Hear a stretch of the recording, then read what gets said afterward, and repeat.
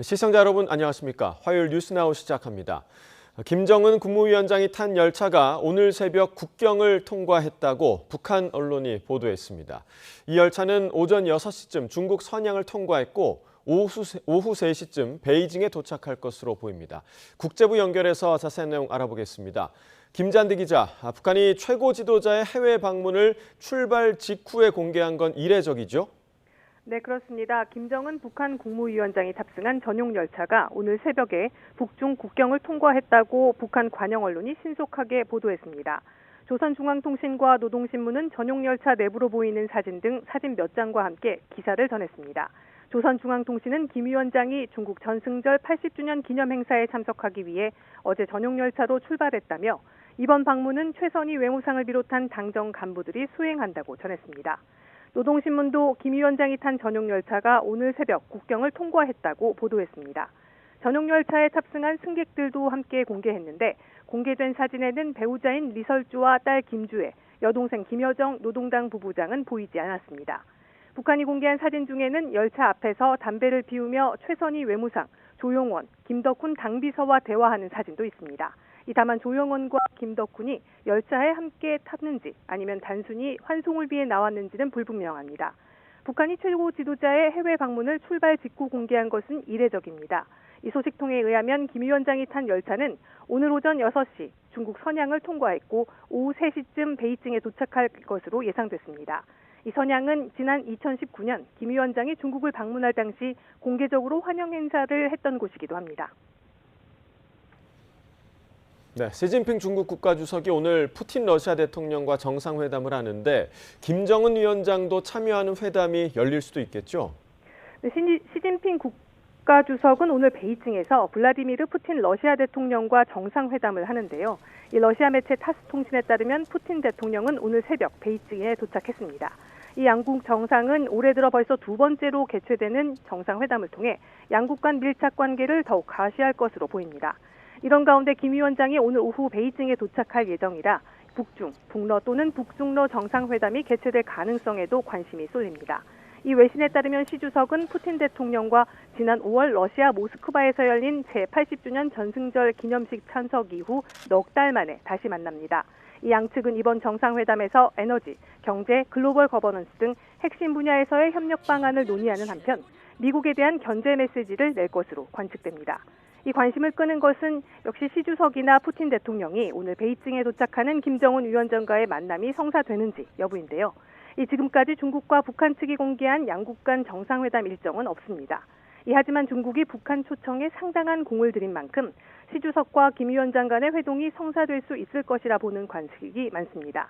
오늘 세 정상을 한자리에서 보지 못하더라도 내일 오전엔 중국, 러시아, 북한 정상이 테난먼 막로에서 함께 서 있는 모습을 볼 수 있습니다. 현지 시각으로 오전 9시, 우리 시각으로 10시에 열리는 열병식 행사에서 시 주석의 곁에 푸틴 대통령과 김 위원장이 설 것으로 보입니다. 지금까지 국제부에서 YTN 김잔디입니다. 김정은 위원장의 중국 전승절 열병식 참석을 계기로 미국 주도 국제 질서에 반대하는 북중러 3국 정상이 한자리에 모이게 됩니다. 김 위원장이 이처럼 다자 외교 무대에 대비하면서 남북 관계 비중은 더욱 축소될 것으로 보입니다. 권영희 기자입니다. 미국과 중국의 패권 경쟁은 갈수록 노골화되고 있습니다. 우크라이나 전쟁에서 우위를 점하고 있는 러시아는 냉전 시대의 위상을 되찾으려 합니다. 이런 국제 질서 흐름은 북한의 태도도 바꾸어 놓았습니다. 대규모 파병으로 러시아와 긴밀한 관계를 구축했고 동아시아에서 영향력을 유지하려는 중국의 관심도 이끌어냈습니다. 대신 남북관계 비중은 갈수록 쪼그라들고 있습니다. 핵기술 고도화를 이룬 북한을 상대로 비핵화를 전제로 한 접근법은 이제 물 건너갔습니다. 획기적이고도 급속한 변화와 핵무장화의 급진적인 확대를 유하고 있다고 말씀하셨습니다. 국제사회에서 몸값이 오른 북한은 대놓고 대남 비난 수위를 높이고 있습니다. 이재명 정부의 우호적 태도를 평가절하하며 우리 민족끼리 정신을 부정하고 두 개 국가론을 공식화하고 있습니다. 최근엔 한국은 외교 상대가 될 수 없다고 단언했습니다. We have also seen high-level statements from the DPRK leadership, including recent statements from Kim Yo-jong, which we note with interest. 북한은 중국, 러시아와 신냉전, 국제질서 다극화라는 인식을 공유하며 공고한 연대를 만들어가고 있습니다. 그리고 북중러 정상의 만남을 통해 북한이 외교적 공간을 넓히면서 남북관계 비중은 축소될 수밖에 없게 됐습니다. YTN 권영입니다. 대통령실은 김정은 위원장이 중국 전승절 참석을 위해 방중한 데 대해 면밀히 살펴보고 대응하고 있다고 밝혔습니다. 강유정 대변인은 오늘 브리핑에서 김 위원장의 중국 방문 관련 상황에 대한 질문에 이재명 대통령은 훨씬 더 밀접한 정보를 보고받고 있을 거라며 이같이 답했습니다. 이어 김 위원장 방중에 따른 국가안전보장회의 NSC 개최 여부나 결과는 모두 비공개라 말하기 어렵다고 덧붙였습니다. 김정은 위원장은 굵직한 해외 일정 때마다 전용 열차 태양호를 이용했습니다. 박격포에 또 방탄용 벤츠 승용차까지 통째로 실을 수 있어 움직이는 요새로도 불리는 열차입니다. 나혜인 기자입니다. 지난해 북한 매체를 통해 공개된 김정은 위원장의 전용 열차 태양호입니다. 열차 한 칸을 완전히 개방한 채 연설하는 김 위원장 옆으로 최고급 벤츠 SUV 한 대가 실려 있습니다. 열차도 안에 실린 벤츠 차량도 모두 방탄 기능을 갖춘 것으로 알려졌습니다. 김정은 같은 경우는 어디 갈 때 화장실도 다 들고 가지 않습니까? 그러니까 그런 것까지 다 합하면 결국 이제 10개의 이게 량이 10개의 열차가 필요한데 그게 이제 이렇게 무거운 이유는 방탄 기능 때문에 그래요. 김 위원장이 해외에 나갈 때마다 열차 이용을 선호하는 건 이처럼 안전성이 가장 큰 이유로 꼽힙니다. 2019년 트럼프 미국 대통령과 베트남 하노이에서 만날 땐 60시간 넘게 열차를 탔고 재작년 9월 푸틴 러시아 대통령과 회담 땐 왕복 9박 10일 동안 이동하는 일정을 감수했습니다. 승리하는 김정은 동지께서 타신 전용 열차는 당과 정부, 무력기관의 지도 간부들과 환송 군중의 뜨거운 발해움을 받으며 출발했습니다. 김 위원장의 전용 열차는 방탄 기능뿐 아니라 박격포 같은 무기와 레이더 탐지를 회피하는 스텔스 기능도 탑재한 것으로 알려졌습니다. 열차 안 집무실엔 위성 통신 장비도 갖춰져 있어 달리는 요새로 불립니다.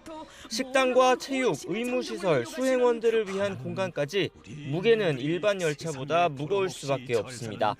북한의 선로 상태가 이를 감당하긴 버겁다 보니 속도는 시속 60km를 넘기기 어려운 것으로 전해집니다. YTN 나인입니다. 네, 이어서 특검 소식 전해드립니다. 내란 특검이 계엄 당시 국민의힘 원내대표였던 추경호 의원에 대한 강제 수사에 나섰습니다. 계엄 해제 표결 방해 의혹에 대한 수사가 본격화하는 모습입니다. 자세한 내용 취재기자 연결해서 알아보겠습니다. 이경국 기자. 네, 내란 특검에 나와 있습니다. 네, 추경호 의원 압수수색 관련 소식부터 자세히 전해주시죠. 네, 내란 특검이 오늘 서울 도곡동에 있는 국민의힘 추경호 의원의 자택 그리고 의원회관 사무실, 지역부 사무실 등을 압수수색했습니다. 추 의원은 계엄 당시 국민의힘 원내대표였는데요. 이에 따라 특검은 국민의힘 원내대표실에 대해서도 영장을 발부받아 집행하고 있습니다. 또 당시 추경호 의원을 수행했던 당 사무처 직원의 휴대전화도 압수한 것으로 파악이 됐습니다. 추 의원은 계엄 선포 뒤 소속 의원들의 소집 장소를 당사에서 국회로 또 국회에서 당사로 잇따라 바꿔서 계엄 해제 표결 참여를 방해한 거 아니냐는 의혹을 받고 있습니다. 특검은 이번 강제 수사를 통해서 추 의원의 계엄 당일 행적과 의사결정 과정을 집중적으로 살필 것으로 전망이 됩니다. 추 의원이 계엄 선포 뒤 홍철호 전 정무수석과 한덕수 전 총리, 윤석열 전 대통령과 잇따라 통화를 했던 만큼 특검은 여당 차원의 역할을 요구받았던 건 아닌지 의심하고 있습니다. 압수물 분석을 마친 뒤에는 소환 조사에도 나설 것으로 예상이 되는데 영장이 발부가 될 만큼 혐의가 소명됐다는 게 특검 측의 입장입니다. 이와 함께 특검은 국민의힘 조지현 의원실에 대해서도 압수수색을 시도할 예정입니다. 조 의원은 계엄 당일 국회 본회의장이 아닌 국민의힘 원내대표실에 모여있던 의원 가운데 한 명입니다. 네, 또 특검은 계엄 당시 국무회의에 참석했던 인물들에 대한 수사도 이어갈 방침이죠. 맞습니다. 특검은 계엄 당일 가장 먼저 대통령실에 모였던 인물들에 주목하고 있습니다. 이미 한덕수 전 총리, 이상민 전 행안부 장관, 김용현 전 장관 등은 재판에 넘겨진 상태고요. 계엄 선포 뒤에 합동수사본부 검사 파견 검토 그리고 교정본부 수용 여력 확인 등을 지시했던 박성재 전 법무부 장관에 대한 수사가 본격화할 것으로 예상됩니다. 또 국무위원은 아니지만 당시 회의에 먼저 참석했던 조태용 전 국정원장에 대한 수사에도 속도가 붙을 것으로 보입니다. 특검은 조 전 원장이 비상계엄이 선포될 거란 것을 미리 알고도 관련 내용을 국회에 보고하지 않은 것은 아닌지 살필 것으로 예상됩니다. 최상병 특검 수사 상황도 짚어주시죠. 네, 최상병 특검은 오늘 낮 1시 반부터 박진 전 국가인권위원회 사무총장을 참고인 신분으로 불러서 조사합니다. 특검은 인권위가 군 요청을 받아서 박정훈 대령의 긴급구제 진정을 기각했다는 의혹을 수사하고 있습니다. 특히 김용원 인권위 상임위원 겸 군 인권보호관이 당시 주도적인 역할을 했는지도 살펴보고 있습니다. 특검은 이와 함께 최상병 사건 조사 기록 이첩 관련 수사를 위해서 이시원 전 대통령실 공직기강 비서관을 피의자 신분으로 오늘 오후 추가 소환할 예정입니다. 지금까지 내란 특검에서 전해드렸습니다. 김건희 특검팀은 오늘 나토 순방 귀금속 관련 서희건설 이봉관 회장과 또 사위인 박성근 전 국무총리 비서실장을 소환 조사합니다. IMS 모빌리티 조모 대표 등 집사 게이트 3인방에 대한 구속 심사도 진행되고 있습니다. 취재기자 연결해서 알아보겠습니다. 임혜진 기자. 네, 서울 광화문에 있는 김건희 특검 사무실 앞입니다. 네, 서희건설 이봉관 회장 특검에 출석을 했죠? 네, 이 회장은 오전 10시쯤 휠체어를 타고 광화문 특검 사무실에 출석했습니다. 이 회장은 김건희 씨에게 목걸이를 직접 줬는지, 또 윤 전 대통령 부부와는 어떤 관계인지 등의 취재진 질문에 아무런 답을 하지 않았습니다. 직접 들어보시죠. 목걸이 선물 사위인 박정훈 전 비서실장 인사청탁 둘이 연관성이 있습니까? 청탁 관련해서 윤석열 전 대통령도 알고 있었나요? 이어서 오후 2시엔 인사청탁 당사자로 지목된 박성근 전 국무총리 비서실장이 특검 조사를 받습니다. 지난달 11일 서희건설 본사 등을 압수수색한 지 3주 만에 장인과 사위가 나란히 특검에 출석하게 된 건데요. 앞서 이 회장은 특검에 낸 자수서를 통해 대통령 당선 직후 김건희 씨에게 목걸이 등 나토 3종 귀금속을 주고 사위의 공직을 부탁했다고 실토했습니다. 네, 또 이른바 집사 게이트 관계자 3명이 오늘 동시에 영장실질 심사를 받죠. 네, IMS 모빌리티 대표 조모 씨와 사모펀드 오아시스 에쿼티 파트너스 대표 민모 씨 등 3명이 오전 10시 반부터 서울중앙지방법원에서 구속 전 피의자 신문을 받고 있습니다. 조 대표는 구속 기소된 집사 김일성 씨와 함께 35억 원가량의 회사 돈을 빼돌리고 부당하게 처리해 회사에 손해를 끼친 혐의를 받고 있습니다. 당시 기업들이 IMS 모빌리티에 투자하도록 중개한 민 대표도 마찬가지로 30억 원대 배임 혐의가 적용됐습니다. 함께 영장이 청구된 IMS 모빌리티 이사는 특검 수사를 대비해 증거를 숨긴 혐의를 받고 있습니다. 앞서 특검은 IMS 모빌리티에 대한 기업 투자금 184억 원 가운데 김일성 씨가 48억 원을 횡령했다고 보고 구속 상태로 재판에 넘겼습니다. 이 세 사람의 구속 여부가 집사 게이트 관련 향후 수사에도 영향을 미칠 것으로 보입니다. 네, 특검이 오늘 압수수색도 하고 있다고요? 네, 양평 고속도로 종점 변경 특혜 의혹 관련 국토부 관계자들에 대해 강제 수사에 나섰습니다. 당시 국토교통부 도로교통과장이었던 국토부 서기관 김모 씨의 주거지와 근무지 등 다섯 곳이 압수수색 대상에 올랐습니다. 김 서기관은 고속도로 종점을 기존 양서면에서 김건희 씨 일가 땅이 몰려있는 강상면으로 바꾸는 데 관여했다는 의혹을 받고 있습니다.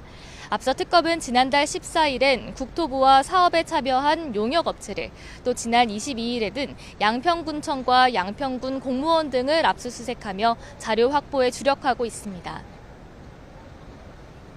네, 그리고 권성동 의원에 대한 구속심사는 어떻게 진행되고 있습니까? 네, 현역 의원이 회기 중 구속되려면 체포 동의 표결을 거쳐야 하는데 어제 오후 법무부에서 국회에 체포 동의안을 제출했습니다. 이에 따라 국회는 오는 9일 본회의가 열리면 보고를 한 뒤 10일이나 11일쯤 표결을 진행할 것으로 보입니다. 권 의원은 통일교 측으로부터 불법 정치자금 1억 원을 수수한 혐의를 받고 있는데요. 앞서 기소된 윤영호 전 통일교 세계본부장 공소장을 보면 권 의원이 통일교 측에 수사 정보를 흘려주며 대비하도록 한 것으로 조사됐습니다.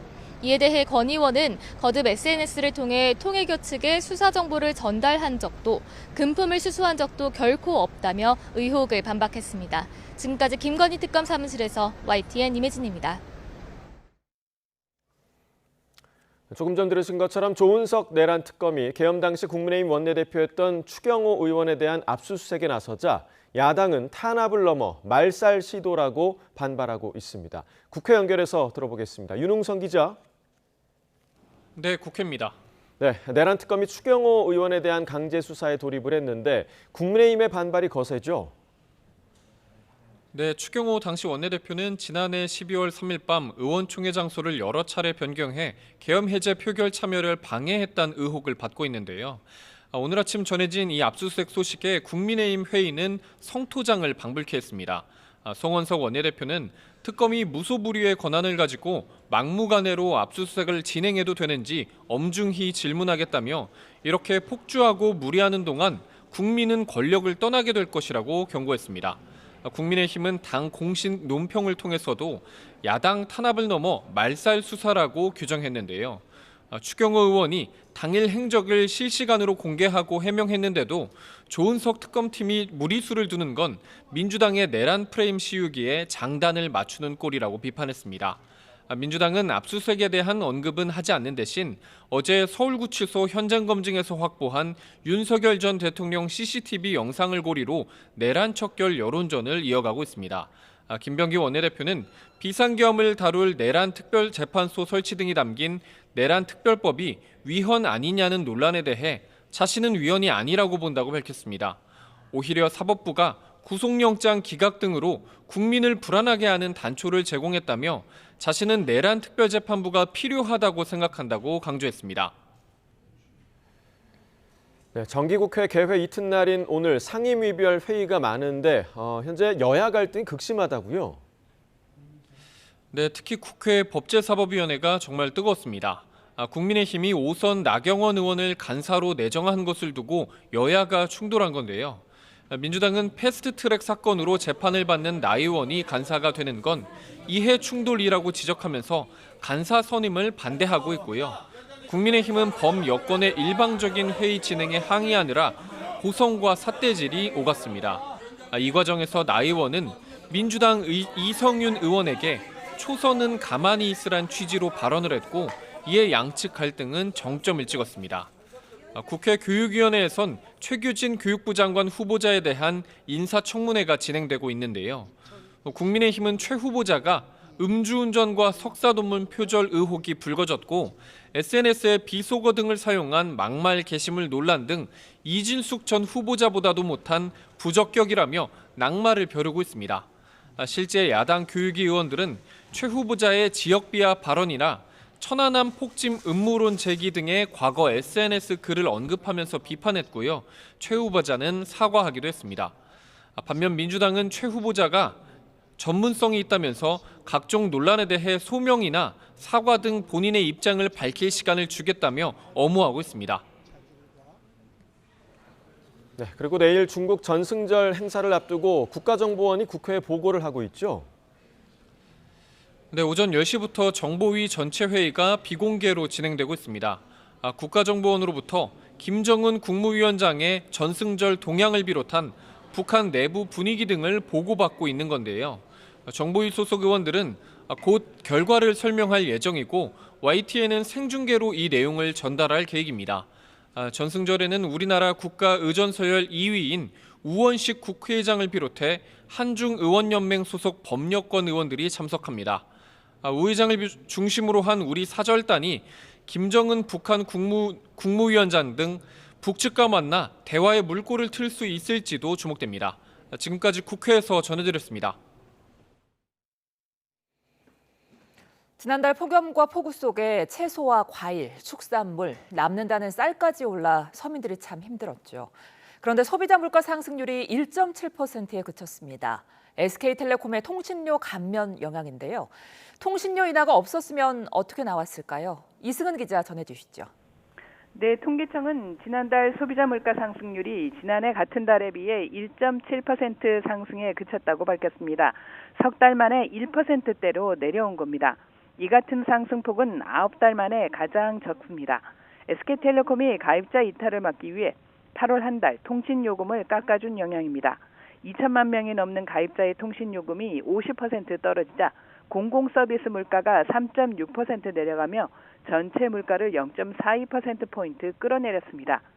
통신요금이 같았다면 지난달 전체 물가 상승률은 2.3%로 13개월 만에 최대폭으로 상승했을 것으로 통계청은 분석했습니다.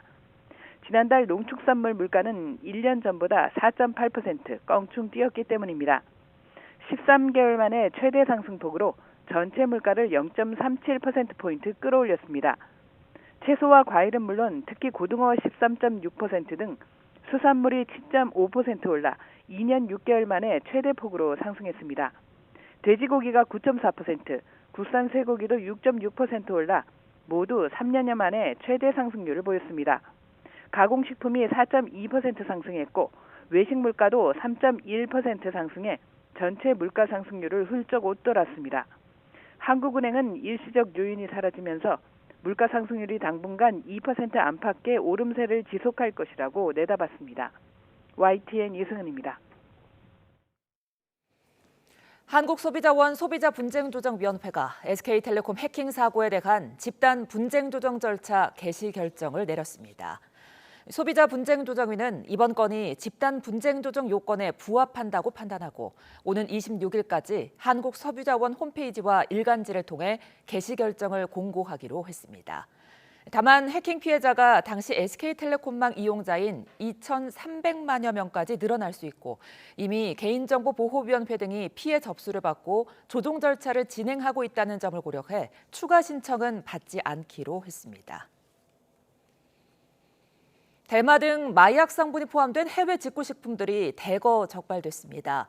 식품의약품안전처는 해외 온라인 쇼핑몰에서 판매가는 해외 직구식품들을 기획 검사한 결과 젤리나 과자, 식이보충제 등 42개 제품에서 마약류나 국내 반입 차단 대상 성분이 확인됐다고 설명했습니다.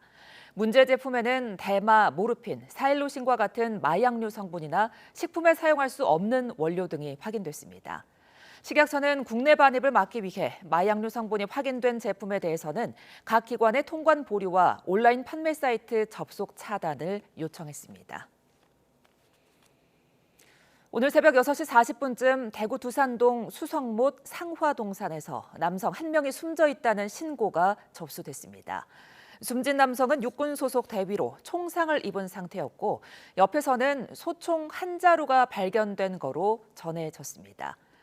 군 당국은 범죄 혐의점은 없는 거로 보고 정확한 사고 경위를 조사하고 있습니다. 강원도 강릉 지역을 덮친 가뭄이 최악으로 치닫고 있습니다. 재난 사태까지 선포됐고 주 상수원인 오봉저수지 저수율이 15% 아래로 계속해서 더 떨어지고 있는데요. 취재기자 연결해 자세히 알아봅니다. 홍성욱 기자, 오늘 상수원 저수율은 얼마나 떨어졌습니까? 네, 지난 일요일 저수율 15%가 무너진 데 이어 계속해서 줄어들고 있습니다. 오늘 저수율은 전날 같은 시각보다 0.3%포인트 줄어든 14.2%입니다. 평년 대비 19.7%에 불과한 양인데요. 저수지 일대에 비가 조금 내렸지만 가뭄을 해소하기에는 역부족이었습니다. 현재는 급수차로 직접 저수지에 물을 채워 넣는 작업이 이루어지고 있습니다. 15톤 살수차 400대를 투입해 하루 15,000톤씩 저수지에 물을 채워 넣고 있습니다. 말 그대로 상수원을 지키기 위한 사투가 벌어지고 있는 겁니다. 정수장도 마찬가지입니다. 강릉 홍제정수장에선 소방차 70여 대가 인근 지자체에서 담아온 물을 하루 2,000톤 넘게 쏟아붓고 있습니다. 군 당국도 물탱크차 400여 대를 지원하기로 했습니다. 시민들 절수 대책도 강화됐습니다. 지난달 31일부터 강릉 지역 전체가 수도 계량기를 75%까지 잠갔고요. 농업용수는 공급을 전면 중단했습니다. 공중화장실 40여 곳을 폐쇄했고 수영장과 사우나도 운영을 중단하거나 축소했습니다. 대형 숙박업소에는 객실 3분의 1 축소 운영을 권고하기도 했습니다. 시민들에게 비축한 생수도 배부되고 있습니다.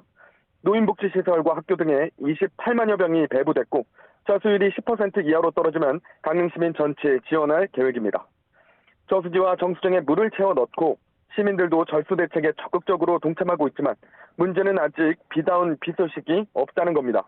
강릉시는 주 상수원인 오봉저수지 저수율이 10% 아래로 떨어지면 시간제 또는 격일제 급수가 시행할 수 있다고 밝혔습니다. 지금까지 강원취재본부에서 YTN 홍서욱입니다. 그렇다면 강릉의 극한 가뭄이 온 근본 원인은 무엇일까요? 대기 불안정과 폭염 등 기후 위기가 자리 잡고 있습니다. 고한석 기자입니다. 올해 1월부터 8월까지 영동 지방 강수량은 평년 대비 49.3%로 역대 최저치입니다. 이번 여름 6월에서 8월까지 강릉 강수량은 187.9mm로 1912년 관측 시작 이래 두 번째로 비가 적게 내렸습니다. 이 같은 극한 가뭄은 물관리 실패와 지형적 요인 그리고 기후위기가 겹친 결과입니다. 한반도는 위도상 편서풍의 영향으로 주로 서풍이 부는데 서쪽에서 오는 비구름이 태백산맥을 넘으면서 없어지는 팬 현상으로 영동 지방에는 가뭄이 자주 발생합니다. 충남과 경남 지역 등에 큰 피해를 준 장마전선도 동해안까지 힘을 미치지 못했습니다. 지구온난화로 인한 대기 불안정 때문에 비구름이 특정 지역에 오래 머물거나 짧은 기간 강한 비를 쏟아붓는 형태로 바뀌었기 때문입니다.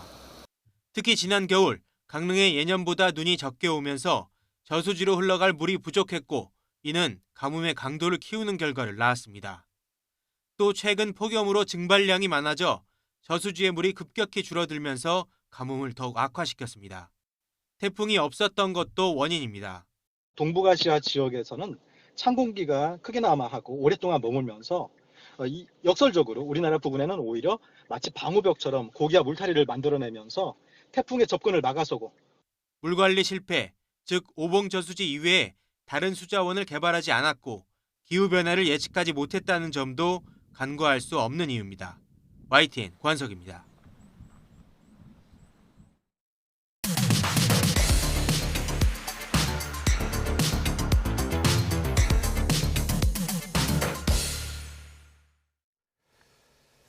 각이 살아있는 정치평론 시사정각 시작합니다. 오늘도 각이서는 두 분을 모셨습니다. 김상일 정치평론가, 최진영 변호사와 이야기 나눠보겠습니다. 어서 오십시오. 네, 안녕하십니까. 네.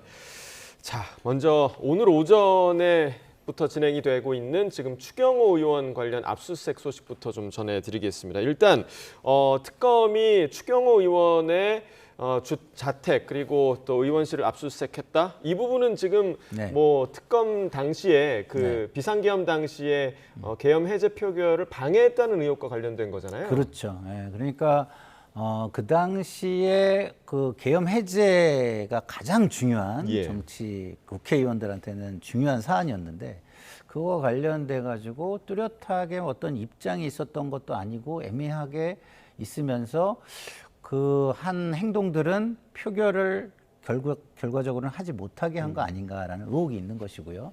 근데 그 의혹에 대해서 이게 뭔가 사전에 어디 관련자들과 이야기를 한 것이 아닌가. 그렇게 되면 이제 사전 모의나 뭐 이런 게 될 수가 있는 것이고요. 그리고 표결을 방해하기 위해서 조직적으로 움직이는 어떤 시도가 있었던 것 아닌가 이런 것을 밝히기 위한 압수수색이다 이렇게 보시면 되겠습니다. 예. 그리고 또 조지현 의원 얘기도 나오더라고요. 의원실 압수수색 예정이다. 그러니까 보니까 조지현 의원이 당시에 원내 부대표였는데 어떤 혐의가 있는 겁니까? 결국 저도 어떤 혐의인지 정말 궁금합니다. 마치 이 사안에 있어서 내란에 중요 임무 종사를 했다는 것인지 아니면은 한덕수 국무총리 권한대행처럼 내란 행위에 우두머리를 방조했다는 것인지 아직까지도 지금 언론사를 통해서 조지현 의원과 그리고 추경호 전 원내대표에 대한 혐의가 구체적으로 지금 나오지 않고 있다는 자체가 저는 굉장히 흥미로운데요. 조지현 의원 같은 경우에는 그 원내 부대표로서 당시에 원내대책회의를 하면서 원내대표실에 모였었다. 그러면서 다만 지금 특검 그 브리핑에 따르면 조지현 의원은 참고인이지 피의자는 아니다. 그때 모였던 것이 전체적으로 한 10여 명 되기 때문에 그 10여 명은 여전히 아직까지는 참고인이다라고 하고 피의자는 지금 추경호 전 원내대표 하나다. 이렇게 얘기를 하고 있습니다. 그런데 이 부분에 있어서 국민의힘이 왜 반발을 하는가? 사실 좀 전에 뭐 얘기하신 것처럼 뭐 특검 같은 경우에는 그 무렵에 김용현 전 국방장관과 통화했네 이런 얘기가 나오는데 김용현 장관과 통화하는 게 더 중요합니까? 윤 대통령하고 통화를 하는 게 더 중요합니까? 당연히 윤 대통령하고 통화를 하는 것이 더 중요하겠죠. 그런데 지난 8월 14일 추경호 의원 같은 경우에는 지난 12월 3일 밤 11시 23분경에 윤 대통령과 2분 정도 통화를 했고 그것이 유일하다라고 얘기를 하면서 그와 같은 윤 대통령의 통화를 받은 다음에부터 한 2, 3분 내에 전체 이제 그 국민의힘 국회의원들한테 문자를 보내면서 이 원내 대책회의를 국민의힘 당사에서 국회로 변경한다라는 문자를 보냈고 그 증거를 제출했습니다. 결국 어떻습니까? 만에 하나 지금 특검처럼 뭔가를 방해하기 위해 했다고 하면은 왜 거꾸로 국회인 것을 국민의힘으로 바꾸지? 국민의힘 당사에서 국회의 어떤 본회의 앞에 있는 예결위원장으로 그 장소를 바꿨습니까? 이런 부분이 있음에도 불구하고 이렇게 지금 추의원의 어떻게 보면은 그 사무실뿐만 아니고 오늘 주택에 대해서 압수수색하는 것은 이거는 너무 지나치게 확대해서 압수수색에 들어오는 것이 아닌가 하는 반발이 있는 것은 저는 당연하다고 봅니다. 네, 지나치다 이렇게 얘기를 해주셨고 오전에 송원석 원내대표 같은 경우도 뭐 털어도 안 나오니까 이렇게 불법 강제 수사를 하는 거 아니냐 상당히 좀 격앙된 모습으로 그런 발언을 했거든요. 이런 반응 좀 어떻게 보십니까? 이거보다 심하게 할 때 왜 아무 얘기 안 하셨을까요? 네? 이재명 당대표와 그 주변에 이거보다 훨씬 심하게 했었던 기억이 저에겐 있는데 그분들에게는 그 기억은 없는 것 같습니다. 일관된 이야기를 한다면 아마 그 말에 국민들이 귀를 기울일 것입니다만 일관되지 않는 모습 속에서 국민들은 그냥 자기 이해관계에 의해서 주장을 하는구나라고 느끼지 않으실까 저는 그렇게 생각을 하고요. 기본적으로 지금의 이런 모습은 스스로 빨리 해명하고 넘어가는 게 본인들의 정치에도 이익이다라는 생각이 들기 때문에 오히려 그러면은 뭐 우리가 원하는 걸 다 얘기해봐라. 뭐 충분히 협조하겠다 해가지고 협조하는 모습을 보이는 게 앞으로 선거에 더 도움이 되지 않을까 이런 말씀을 드려봅니다. 네. 그리고 그 국민의힘 원내대표실도 지금 압수수색을 위해서 영장을 발부 중이다라는 소식도 전해졌는데 지금 어찌됐든 그 당시의 원내대표와는 지금 교체가 된 상황인데 왜 국민의힘에서는 왜 지금 원내대표실까지 압수수색을 하느냐라고 얘기가 나올 수밖에 없을 것 같아요. 그렇습니다. 그렇기 때문에 과연 특검이 실질적인 성과를 내기 위한 어떤 그 압수수색이냐 아니면은 보여주기식 압수수색이냐 국민에게 보여주기 내지는 민주당의 보여주기식 압수수색이냐라고 얘기 드는 것이 바로 그 부분 아니겠습니까? 나아가 조금 전 같은 경우에는 그럼 왜 예전에는 어떻게 보면 윤 대통령 정부 때 민주당이 했던 것에 대해서는 아무 말이 없었냐 하는데 그때 이재명 당대표실에 대한 압수수색이 있었습니까? 이재명 민주당 대표실 집 자택에 대한 압수수색이 있었습니까? 이재명 대표 휴대폰에 대한 압수수색이 있었습니까? 전혀 없었습니다. 그렇기 때문에 그렇게 비교하는 자체가 잘못됐다라고 생각하고 오히려 어땠습니까? 그 당시 지금 이제 구속돼가지고 징역 5년 실형을 받았던 김용 당시 민주당 민주연구원 부원장에 대한 압수수색을 하기 위해서 당사에 갔는데 민주당 당직자들이 모두 나와서 앞에 들어가지도 못하게 했던 그런 기억이 있지 않습니까? 그렇기 때문에 이런 부분에 있어서 한쪽을 일방적으로 어떻게 잘했다 비판하기는 어렵습니다. 하지만 말씀드린 것처럼 이미 아까 얘기했던 대통령과의 어떤 통화 내역과 관련해서 다 밝혔고 이미 대통령과 그 통화한 직후에 어떻게 보면 추경호 원내대표가 국민의힘 전원한테 모여서 그 문자를 보내면서 그 당시 해제를 위한 원내 대책회의를 국회의 본회의 앞으로 바뀌었는데 그것이 명확하게 있음에도 불구하고 그것을 숨기고 이렇게 압수수색하지 않느냐라는 볼멘 소리가 나오는 것은 바로 그 맥락인 것입니다. 제가 좀 반론을 제기드리면요. 이재명 대표에 대한 압수수색은 없었다. 없었던 게 아니라 못한 거죠. 영장에 자신이 있었다면 왜 안 했겠습니까? 했죠. 근데 법원이 이것이 범죄가 소명이 되느냐를 가지고 판단을 하는 것입니다. 그때 국민의힘에서 한 얘기는 뭐냐? 법원이 내준 영장이니까 문제가 없다는 논리로 모든 압수수색을 합리화했습니다. 합리화라는 게 아니라 뭐 사실 그게 맞죠. 법원이 내준 영장이면 예. 그게 맞는 겁니다. 지금도 그것이 맞는 겁니다.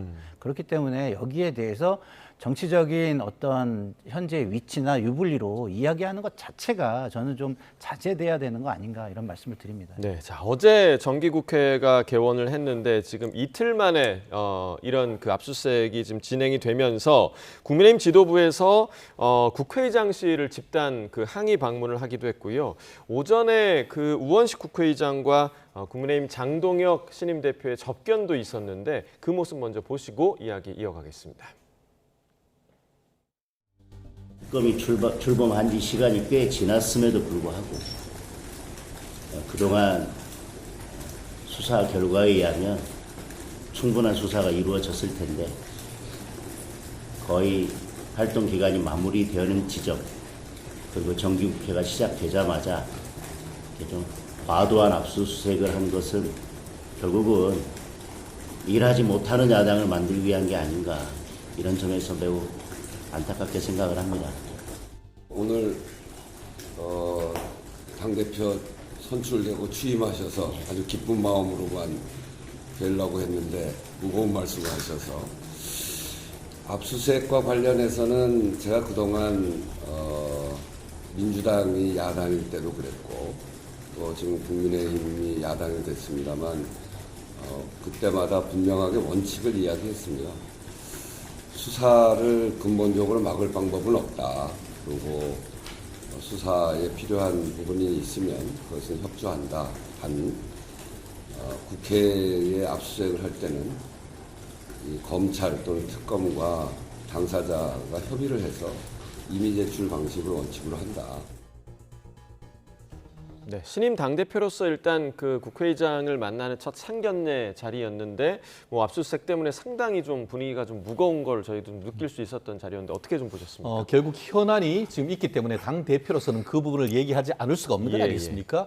실질적으로 지금 압수수색을 한다 할 때에 국회의원실을 압수수색할 경우에는 결국 그와 같은 압수수색을 하기 전에 국회의장실을 거쳐야 되는 것으로 알고 있습니다. 그렇기 때문에 이런 부분에 있어서 우원식 의장이 실무적인 어떤 압수수색, 물리력 행사함에 있어서 상당히 자제를 요청하는 그런 방파제 역할을 해달라는 것 아니겠습니까? 예. 결국 그 방파제 역할은 여야 할 것 없이 그 국회의장으로서의 역할을 해달라라고 하는데 그와 관련해가지고 결국은 국민의힘 야당에 대해서는 뭐 쉽게 무사 통과 그 반면에 민주당 쪽에 대해서는 상당히 좀 뻑뻑하게 되는 이런 부분에 있어서의 어떤 형평성 이런 부분도 어떻게 보면 그 장동혁 신임 당대표가 얘기하고 있는 것이 아닌가 싶은데요.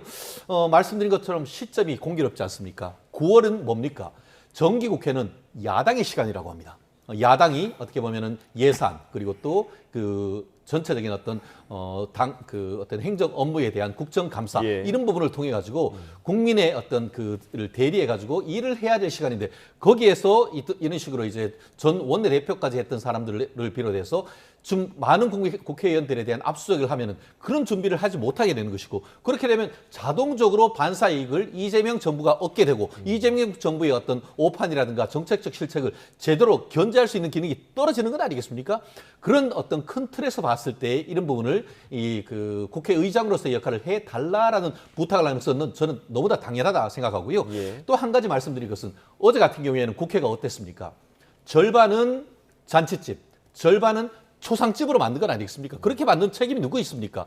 결국 우원식 그 국회의장이 그런 식으로 될 것일까 뻔히 예측됨에도 불구하고 지금 백혜련 민주당 의원이 요청하는 것을 받아들여가지고 정말 한바탕 소국이 벌어진 건 아니겠습니까? 이런 식으로 해서 어떻게 보면 국회가 파행되도록 하는 것이 맞는지에 대해서도 저는 지금 장동혁 당대표가 이 우원식 국회의장에게 좀 항의를 해야 하는 것이 아닌가 생각합니다. 자, 지금 보고 계신 이 그래픽이 얼마 전에 그 우원식 국회의장이 한 라디오에 출연을 해서 추경호 의원에 대한 그날의 행적에 대한 의문을 제기했던 그 발언이었는데 아마 그래서 오늘 그 장동혁 대표가 우원식 국회의장이 이런 항의성 발언을 했어도 우 의장이 그닥 공감을 하지 못했을 것 같다 이런 생각도 좀 들어요.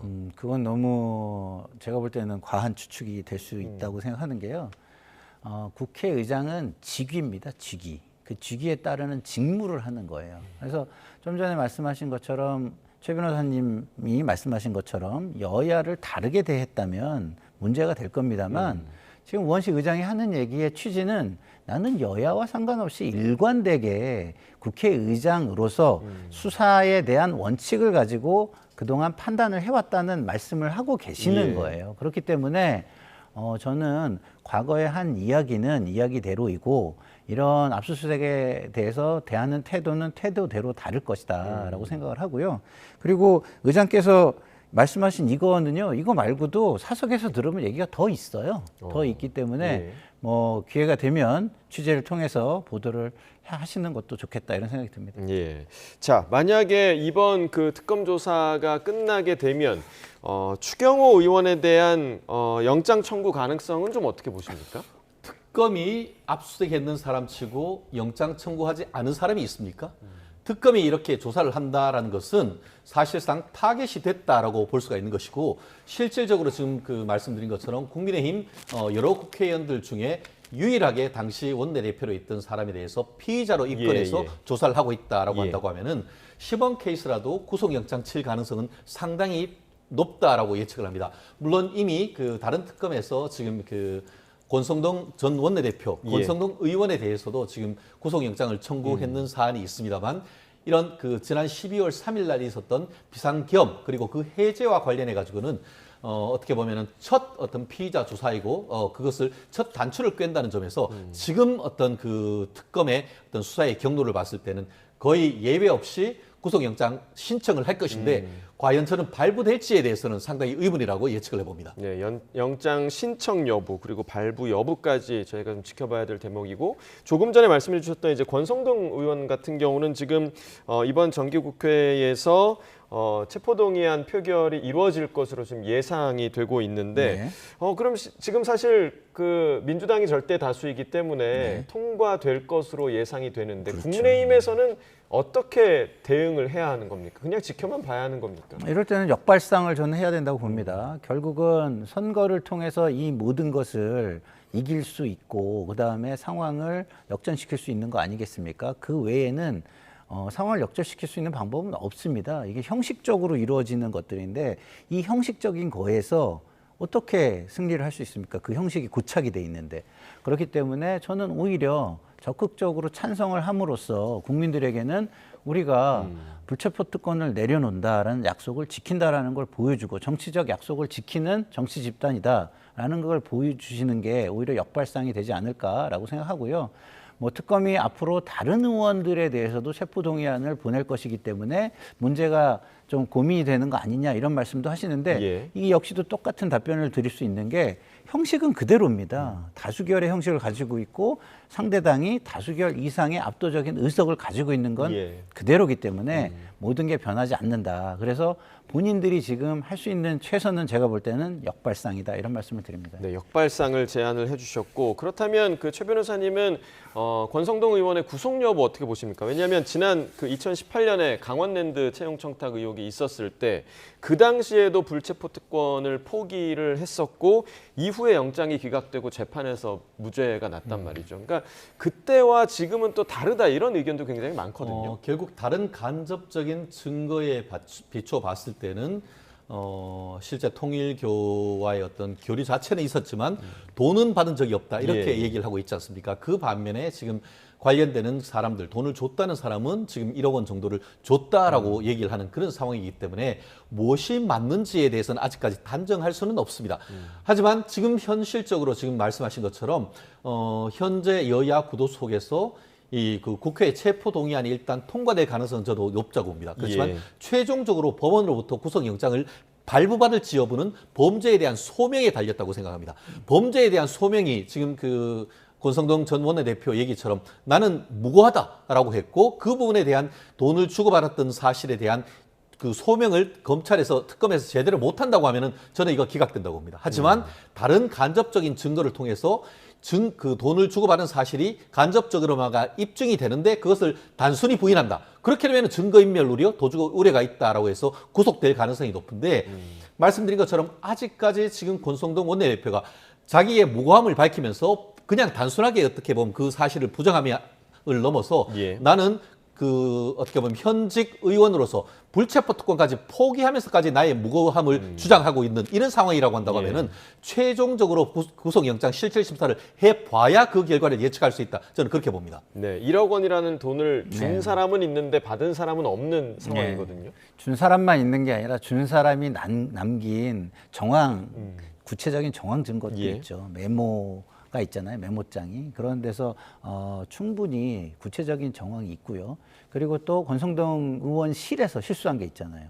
그 특검의 수사를 받으러 갔다 온 통일교 간부인 줄 알고 택배 기사한테 전화해서 이게 뭐 좀 궁금해서 그렇다라고 한 그런 증거 인멸 시도로 보이는 그런 상황까지 존재하기 때문에 제가 볼 때는 충분히 구속영장이 발부될 가능성이 높다라고 제가 개인적으로는 생각이 됩니다. 예, 그리고 또 이제 통일교와의 관계 속에서 또 새로 드러난 정황 중에 하나가 그 통일교가 그 국민의힘의 집단 그 입당을 했을 때 김건희 씨의 직접적인 요청이 있었다. 이런 정황도 나왔는데 지금 뭐 사실상 그 영부인이 당대표 선거에 개입을 한 정황인 거잖아요. 이건 좀 어떻게 바라보고 계세요? 그렇게 되면 진짜 심각해진다고 저는 보는 게요.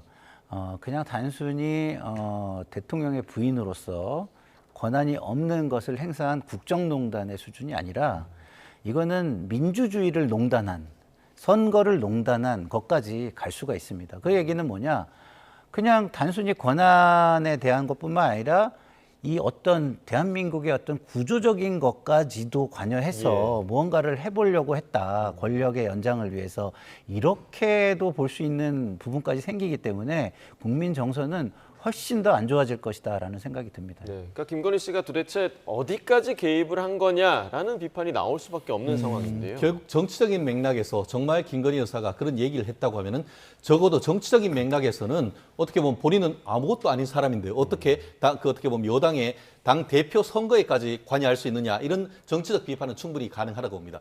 다만 이것이 법률적으로 무슨 문제가 되느냐라고 했을 때에 말 그대로 지금 그 공인이지만 공적 지위는 없습니다. 그러면 그것이 직권남용 권리행사 방해죄입니까? 그와 같은 어떤 그 부탁을 함에 있어서 뭔가를 돈을 받고 어떻게 보면 권성동 의원을 도와주기 위해서 그렇게 했다라는 관계가 있다고 하면은 그 또한 어떻게 보면은 그 특가법상의 그 알선수재 이런 부분이 될 수는 있겠습니다만 법률적으로 봤을 때는 사실은 그거는 그냥 도와주라라는 어떤 그 일정한 어떤 정치적인 메시지에 불과한 거기 때문에 이것이 법적인 문제까지 될 것인지 아니면 그 당시에 어떤 정치적 논란으로 끝날 것인지에 대해서는 조금 더 사실관계를 확인할 필요가 있는 것이 아닌가 생각합니다. 네, 아직까지는 이제 정황이 드러난 상황이니까요. 실체적 진실이 어떻게 좀 밝혀질지 지켜봐야 할 부분이고요. 어제 오늘 계속해서 지금 언론의 보도가 이어지는 부분이 바로 서울구치소를 그 법사위 소속 의원들이 방문을 해서 윤 전 대통령 영장 집행 당시의 CCTV를 열람하고 온 그 소식이었습니다. 자, 민주당 의원들이 당시 상황을 상당히 좀 자세히 여러 언론을 통해서 좀 묘사를 하고 있는데 그 내용을 함께 들어보겠습니다. 첫 번째 갔을 때 수의를 입고 있죠. 그러다 벌러덩 누워버리면서 반말과 뭐 여러 가지를 섞어서 합니다. 그러니까 다시 시간을 주고 왜냐하면 마음을 정리하라고 또 특검은 예의 바르게 합니다. 그리고 갔다가 다시 왔더니 바뀌어버린 거죠, 상황이. 그때는 이미 벗고 있었다. 바뀌어버려서 위에는 러닝을 입고 이불을 덮고 있습니다. 그러니까 그런 상태에서 이불을 돌려서 옆으로 눕는데 이제 보인 거죠. 또 아래도 속옷만 입고 있다는 게. 당시 앉아있는 의자가 밑에 바퀴가 달려있는 의자로 이렇게 밀면 잘 밀리는 의자였어요. 그래서 의자를 밀고 이제 밖으로 나오게 하려고 한 겁니다. 그래서 의자가 밀면 밀리잖아요. 그동안 몸에 이제 손을 대지 못하게 하고 막 이렇게 저항하는 건 성공을 했지만 의자가 이렇게 밀리니까 그건 이제 저항을 하기가 어렵잖아요.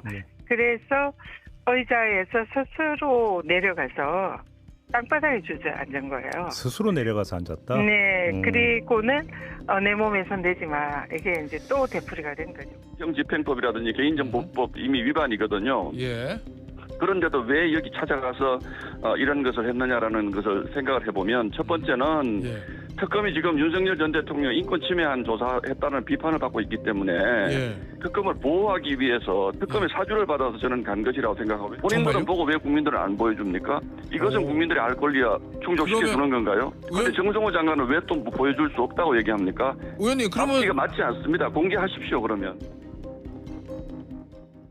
자, 앞서 그 CCTV를 본 민주당 의원들이 말한 것이 사실이라면 상당히 좀 황당하기도 하고 그쵸. 또 민망하기도 하고 그런 상황인데 일단 뭐 크게 이제 두 가지 부분이 있을 것 같아요. 일단은 속옷 논란, 그러니까 이른바 속옷 논란과 관련해서 지금 그 변호인들 측에서는 더워서 속옷만 입고 있었다라고 얘기를 했는데 그게 아니라 원래는 수의를 입고 있다가 시간을 준 이후에 갑자기 속옷만 입고 있었다 이 얘기잖아요. 맞습니다. 그러니까 자, 이 그 영장 집행이 있었습니다. 그 후에 변호인이 나와서 이것이 막 불법이니 그다음에 뭐 범죄니 하는 식으로 비난을 했습니다. 상당히 격앙된 어조였어요. 예. 특검인의 그 어떤 집행, 형사 절차의 집행을 그 불법으로 규정하면서 비난했습니다.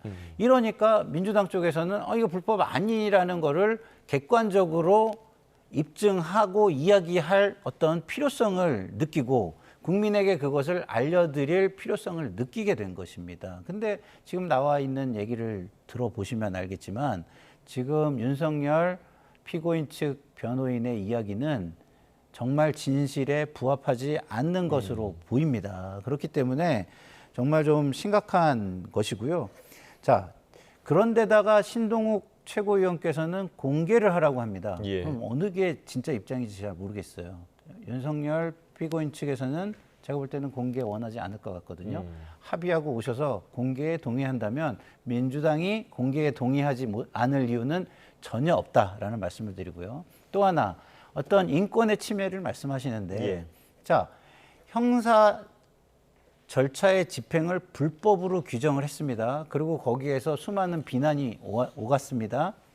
그러면 이것을 밝히는 것이 공익에 더 부합하지 않을까요? 그래서 우리가 어떤 인권 침해의 부분과 공익의 부분을 비교해 봐서 공익이 훨씬 크다라고 한다면 그 부분에 대한 형사 집행에 있어서 일어났을지도 모르는 어떤 혐의에 대한 부분은 위법성마저도 조각될 수 있다라고 저는 생각합니다. 그러니까 어떤 부분의 가치가 더 크냐에 따라서 판단을 해야 한다 얘기를 해주신 거고, 그러니까 지금 속옷 논란도 그렇고 윤 전 대통령이 그 과정에서 특검 측의 이제 물리력 동원 때문에 뭐 의자에서 떨어졌다 이런 주장도 당시에 송진호 변호사가 했었는데 이 부분도 본인이 직접 의자에서 내려가서 버틴 거다라고 지금 민주당 의원들이 얘기를 했었는데, 그러니까 이런 그 송진호 변호사의 말과 정면으로 배치되는 그 이유는 좀 어디에 있다고 보십니까? 그건 아직도 모릅니다. 보고 얘기하는 것이 100% 맞다고 어떻게 단정을 합니까? 그렇기 때문에 그것은 전현희 의원님의 본인이 본 것에 대한 진술에 불과한 것이지 그 부분에 대해서 확인하기 위해서 지금 윤 대통령의 변호인단이 그와 같은 CCTV에 대한 공개를 요청했는데 노라고 했지 않습니까? 근데 윤 대통령 결국 피해자 측의 변호인들은 그 정보 공개를 어떻게 보면 정보 공개가 다 내놔란 것이 아니고 있는 범위를 증거로 확인하고 그것에 문제를 제기할 수 있는 근거로 삼기 위해서 한 정보 공개를 요청했는데 그건 노 해놓고 이제는 민주당 법사위원들이 우르르 몰려가가지고 다 보려고 하니까 다 보여준다는 이게 도대체 뭡니까? 그리고 실제로 그걸 하면서 내부적으로 보이기만 해라라고 했었는데 조금 전에 제가 들어오기 전에 봤더니만 문화일보 단독으로서 19초가량의 이 CCTV 내지는 동영상이 지금 이미 인터넷에 돌아다니면서 공개되고 있다고 합니다. 이게 도대체 뭡니까? 사실 좀 전에 이게 바로 한마디로 정치적 보관 참시 아니겠습니까? 이미 전직 대통령으로서 지금 구속돼 있는 상황인데 이게 속옷을 입고 있네 뭐네 하면서 그와 같은 동영상까지 사실상 공개를 하고 그 내용을 일일이 다 외부에 밝히는 것이 과연 민주당이 지금까지 얘기하고는 인권 보호에 맞는 것입니까? 제가 이렇게 얘기하겠습니다. 정말 좋습니다. 그러면은 어떤 국민의 알 권리, 국민이 그렇다고 하면은 왜 그러면 특정 강력범죄 처벌에 관한 법률사항에 중요한 강력범죄에 대한 유죄 확정되기 전에 그 얼굴을 공개하면서도 증거가 명확해야 됩니다. 현행범이라든가 아니면 다툼이 여지가 없을 정도의 어떤 유죄가 될 정도가 돼야 그 또한 어떻게 보면은 수사심의회라든가 그 정보공개위원회를 거쳐가지고 공개를 하도록 돼 있습니다. 그런데 그러한 절차가 이 사건이 됩니까? 이 사안은 무죄가 되도록 적극적으로 지금 다투고 있는 사안입니다. 그렇다고 하면은 아까 말씀드렸던 인적 공개와 관련되는 특정 강력범죄 처벌에 관한 법률 이런 부분들의 정신에서 봤을 때도 아직까지 윤 대통령이 스스로 얘기한 것처럼 무죄 추정받는 아직까지의 그 미결수로서 그에 대해서 이런 식으로 해서 속옷 있는 것까지 해서 동영상을 다 공개를 하고 그에 대한 내용을 일일이 얘기를 한다고 하면은 저는 전직 대통령한테까지 이렇게 했다고 하면은 보통 사람한테는 앞으로 어떻게 될 수 있겠느냐. 저는 일반 시민의 한 사람으로서 정말 좀 섬뜩함을 느끼는 상황입니다. 예, 잠깐 말씀을 좀 드리면 19초의 동영상이 무엇인지 잘 모르겠습니다만 민주당 의원 중에 어느 분이 찍어서 공개를 한 거라면 그건 좀 문제가 저는 있다고 봅니다. 그리고 그것이 의정활동에 해당하는 건지도 다툼의 소지가 전 있다고 보기 때문에 그러니까 그 부분은 어떻게 유출이 된 건지 아직까지 아직 모르기 때문에 없고요. 근데 그 유출에 대해서는 확인해 볼 필요가 있고 이 부분은 오히려 상대 어떤 이렇게 논쟁을 하는데 상대 측에 괜한 빌미를 준 것이다. 그러니까 민주당 의원들이 그 강성 지지층에 좀 너무 이렇게 편승하기 위해서 하는 행위들이 좀 자제될 필요가 있다라는 생각은 듭니다. 그리고 그 앞서 이제 저희가 녹취에서 들었던 신동욱 의원 같은 경우는 아예 그냥 그럴 거면 그냥 아예 영상을 공개를 해라라고 얘기를 했는데 지금 사실 그 국내인 뭐 법사위 소속 의원들도 이 영상을 본 건 아니잖아요. 왜냐하면 구치소에 같이 가지 않았기 때문에. 그런데 공개하라는 의미, 그러니까 내포하고 있는 의미는 좀 어디에 있다고 보십니까? 신동욱 그 원내 대변인이 얘기하는 지금 최고위원이죠. 최고위원이 하는 취지는 공개하지 말라는 얘기인 것이죠. 공개하라는 얘기겠습니까? 이런 식으로 해서 사실상 내부를 다 공개를 하는 것이 과연 무슨 의미가 있는가?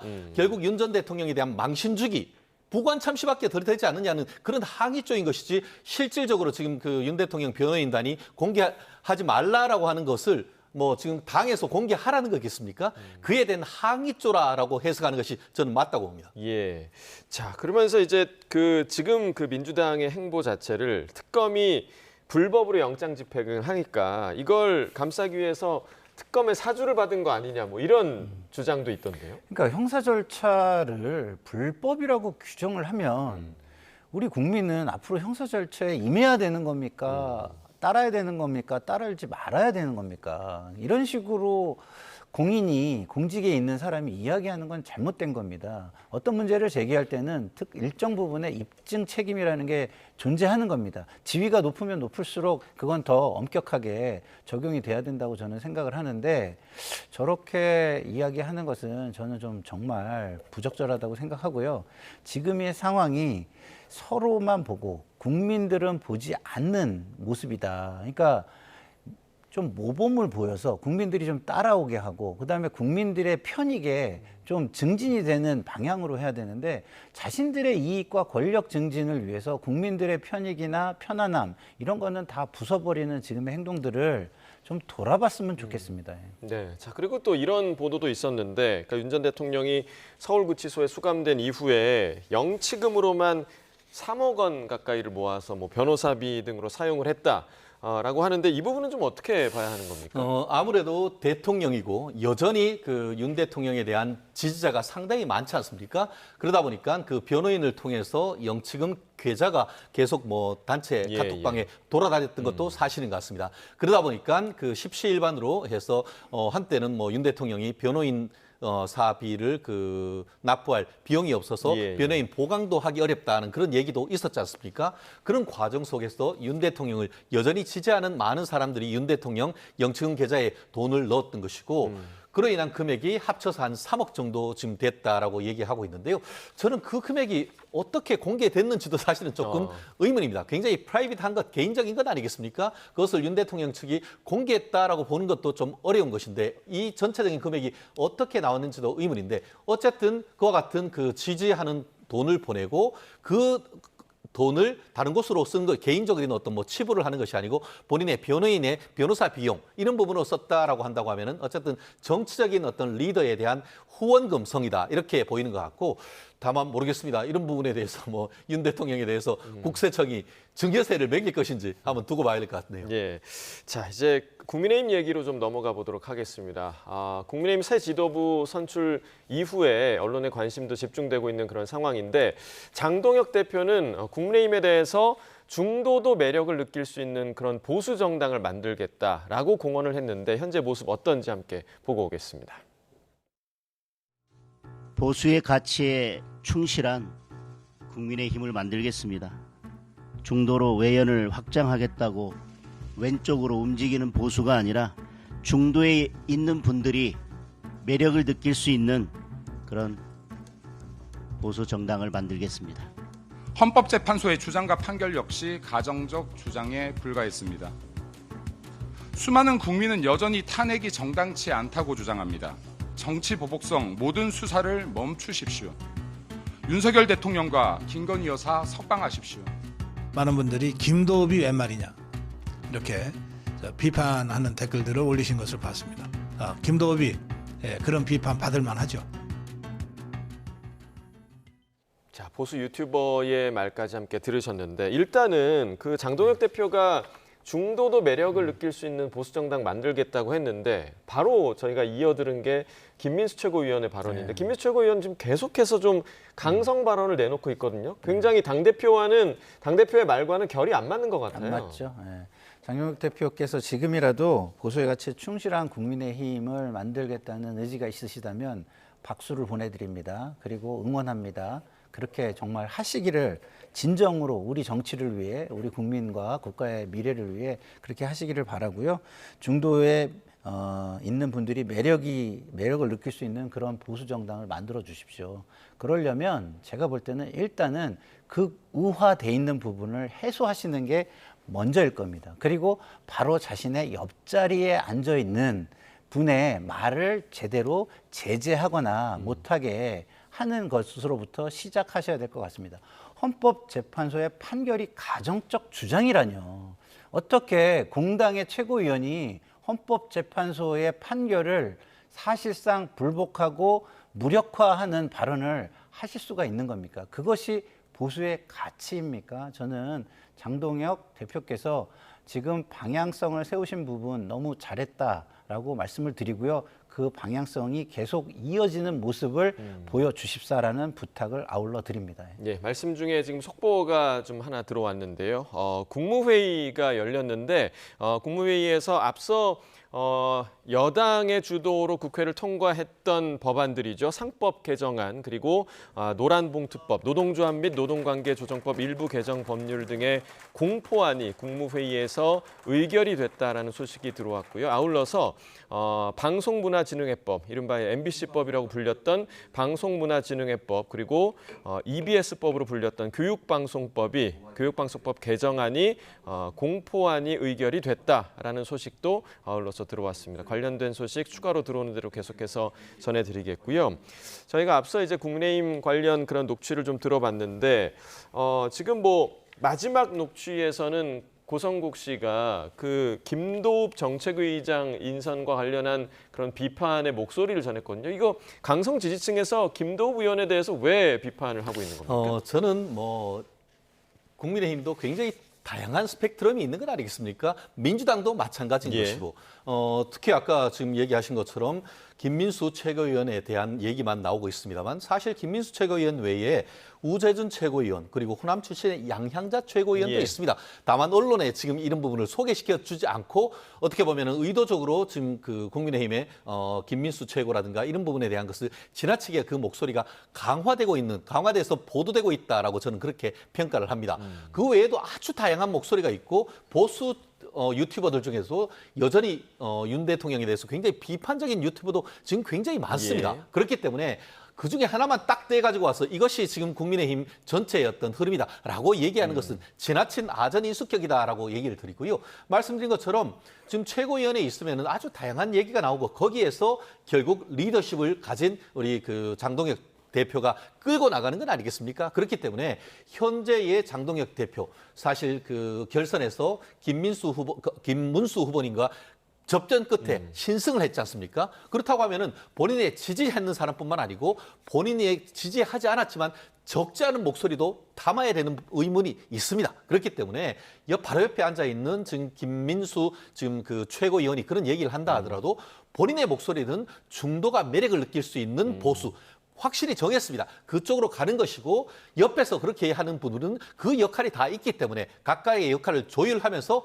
이 선장으로서 끌고 나가면은 저는 충분히 가능하다. 아까 얘기한 것처럼 지금 고성국 박사님 같은 경우에는 지금 김도읍 의원 사실 비판적으로 보고 있습니다만 사실 지금 그 장동혁 대표는 고향이 충청도입니다. 예. 그리고 또 사무총장은 대구 경북입니다. 그리고 또 김도읍 지금 그 정책의 의장은 PK입니다. 그렇다고 하면은 충청도와 대구, 경북, 경남까지 아우를 수 있는 지금 진영을 갖춰가고 있고 그 진영을 기초로 해서 이제 서울, 경기도를 공략하는 그런 교두보를 마련했기 때문에 그런 시간, 마치 이재명 대통령에게 허니문 기간을 주듯이 우리 장동혁 대표에게도 조금의 시간을 주는 것이 필요하지 않을까 생각합니다. 자, 두 분 모두 장동혁 대표의 방향성에 대해서는 모두 힘을 실어주셨습니다. 여기까지 듣겠습니다. 김상일 정치평론가, 최진영 변호사와 이야기 나눠봤습니다. 고맙습니다.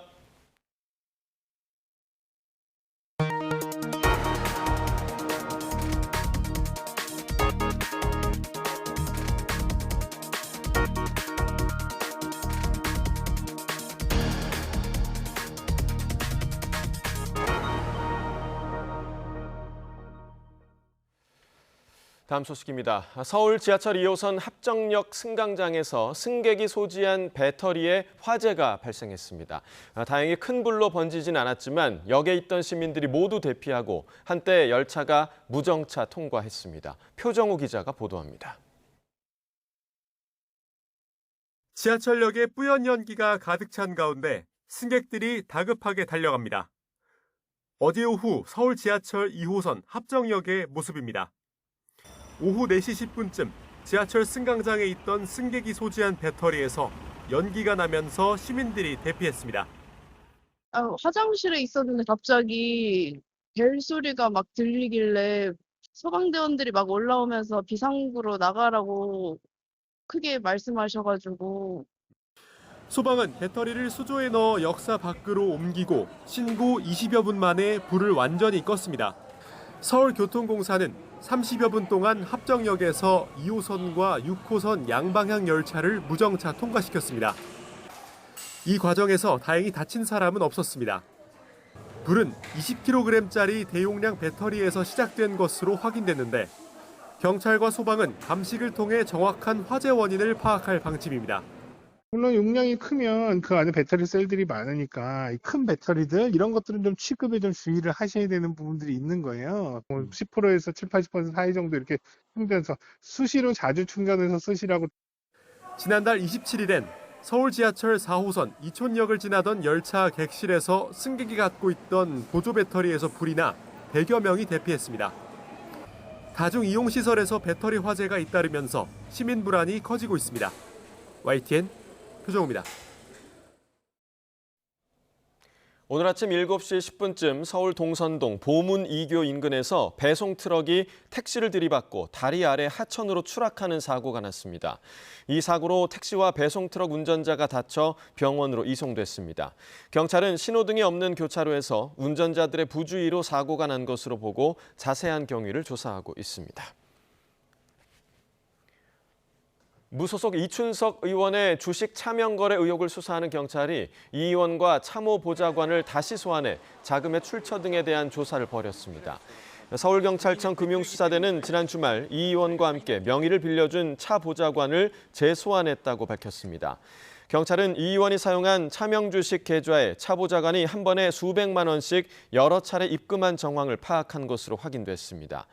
이 의원과 차 보좌관이 앞서 차명 거래 사실을 일부 인정한 만큼 경찰은 이번 조사에서 차명 계좌에 입금된 자금의 출처와 성격을 규명하는 데 집중한 것으로 알려졌습니다. 한국소비자원과 한국인터넷진흥원이 시중에 판매되는 로봇 청소기 6개 제품의 보안 실태를 조사한 결과 3개 제품에서 사진 열람과 카메라 강제 활성화 등 사생활 노출과 개인정보 유출 가능성이 확인됐습니다. 중국 브랜드인 나르왈, 드리미, 에코백스가 제조한 3개 제품은 모바일 앱 인증 체계가 미흡해 집 내부 사진이 유출될 수 있거나 카메라 기능이 권한 없이 제어되는 취약점이 드러났습니다. 오는 2050년엔 국민연금 지출이 수입의 2.8배 수준으로 불어날 거란 전망이 나왔습니다. 한국보건사회연구원의 사회보장 장기재정축의 통합모형 구축 보고서를 보면 국민연금 총 수입은 올해 58조 원에서 2050년 116조 5천억 원으로 늘어날 거로 예상됐습니다.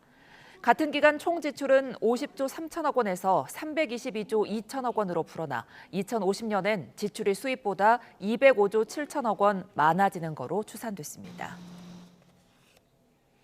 서울 강남권을 대표하는 노후 대단지인 대치동 은마아파트가 최고 49층 5,893세대 규모로 탈바꿈합니다. 서울시는 제9차 도시계획위원회 신속통합기획정비사업 등 수권분과위원회를 열고 강남구 은마아파트 재건축 정비계획 결정안을 수정 가결했습니다. 은마아파트는 1979년 준공 이후 46년이 지난 노후단지로 정비사업이 추진돼 왔습니다. 양천구 목동 11단지 아파트도 최고 41층 2,679세대로 재건축하는 안이 확정됐습니다.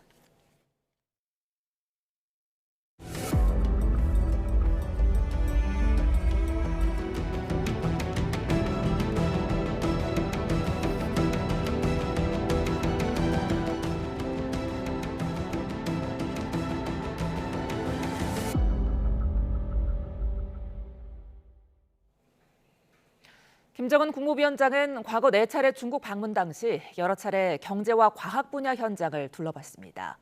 이번 방문의 경우 일단 열병식 참석과 다자 외교 대비에 초점이 맞춰져 있지만 다른 시찰 일정을 소화할 가능성도 있습니다. 유투권 기자입니다.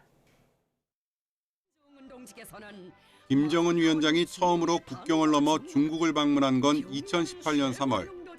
평창 동계올림픽 이후 남북정상회담과 북미정상회담으로 이어지는 숨가쁜 일정을 준비하는 시점이었습니다. 당연히 시진핑 주석과의 회담이 핵심이었지만 별도로 중국 국가과학원을 둘러봤습니다. 핵물리, 우주공간, 농업, 에너지 등 자연과학기술 분야에서 거둔 성과들에 대한 해설을 들으시며 석 달 뒤 3차 방문 때는 중국의 실리콘밸리로 불리는 중관청과 교통지휘센터를 방문했습니다. 이듬해 1월 하노이 북미 정상회담을 앞두고 이뤄진 4차 방문 기간엔 첨단 기업들이 밀집한 베이징 경제기술개발구를 찾았습니다. 이런 일련의 행보는 북미 관계 정상화를 바탕으로 중국식 개혁 개방을 본격화하겠다는 의지의 표현으로 해석됐습니다. 이후 한반도 정세가 급변하면서 연이은 시찰의 의미는 퇴색했습니다. 김 위원장이 6년 8개월 만에 다시 베이징을 방문하면서 이번엔 어떤 일정을 소화할지 관심이 집중되고 있습니다. 일단 열병식 참석이 목적이고 다자 외교 무대에 처음으로 등장하는 만큼 정상회교에 집중할 가능성이 큽니다. 하지만 경제난이 심각한 북한의 민심까지 고려해 경제 시찰에 나설 수도 있습니다. 결국 중국이 기대하는 것들이 대규모 경제 투자라든가 이런 부분들인데 여기에 대해서 얘기를 하려면 약간 개혁개방 제스처를 취할 필요도 있고 그러려면 제약회사 같은 제약회사가 아니라도 다른 생산 공장을 방문할 가능성은 있죠. 중국과의 관계 복원을 강조하는 차원에서 김일성 전 주석과 관련된 유적지나 전시회를 찾을 가능성도 거론되고 있습니다. YTN 유투건입니다.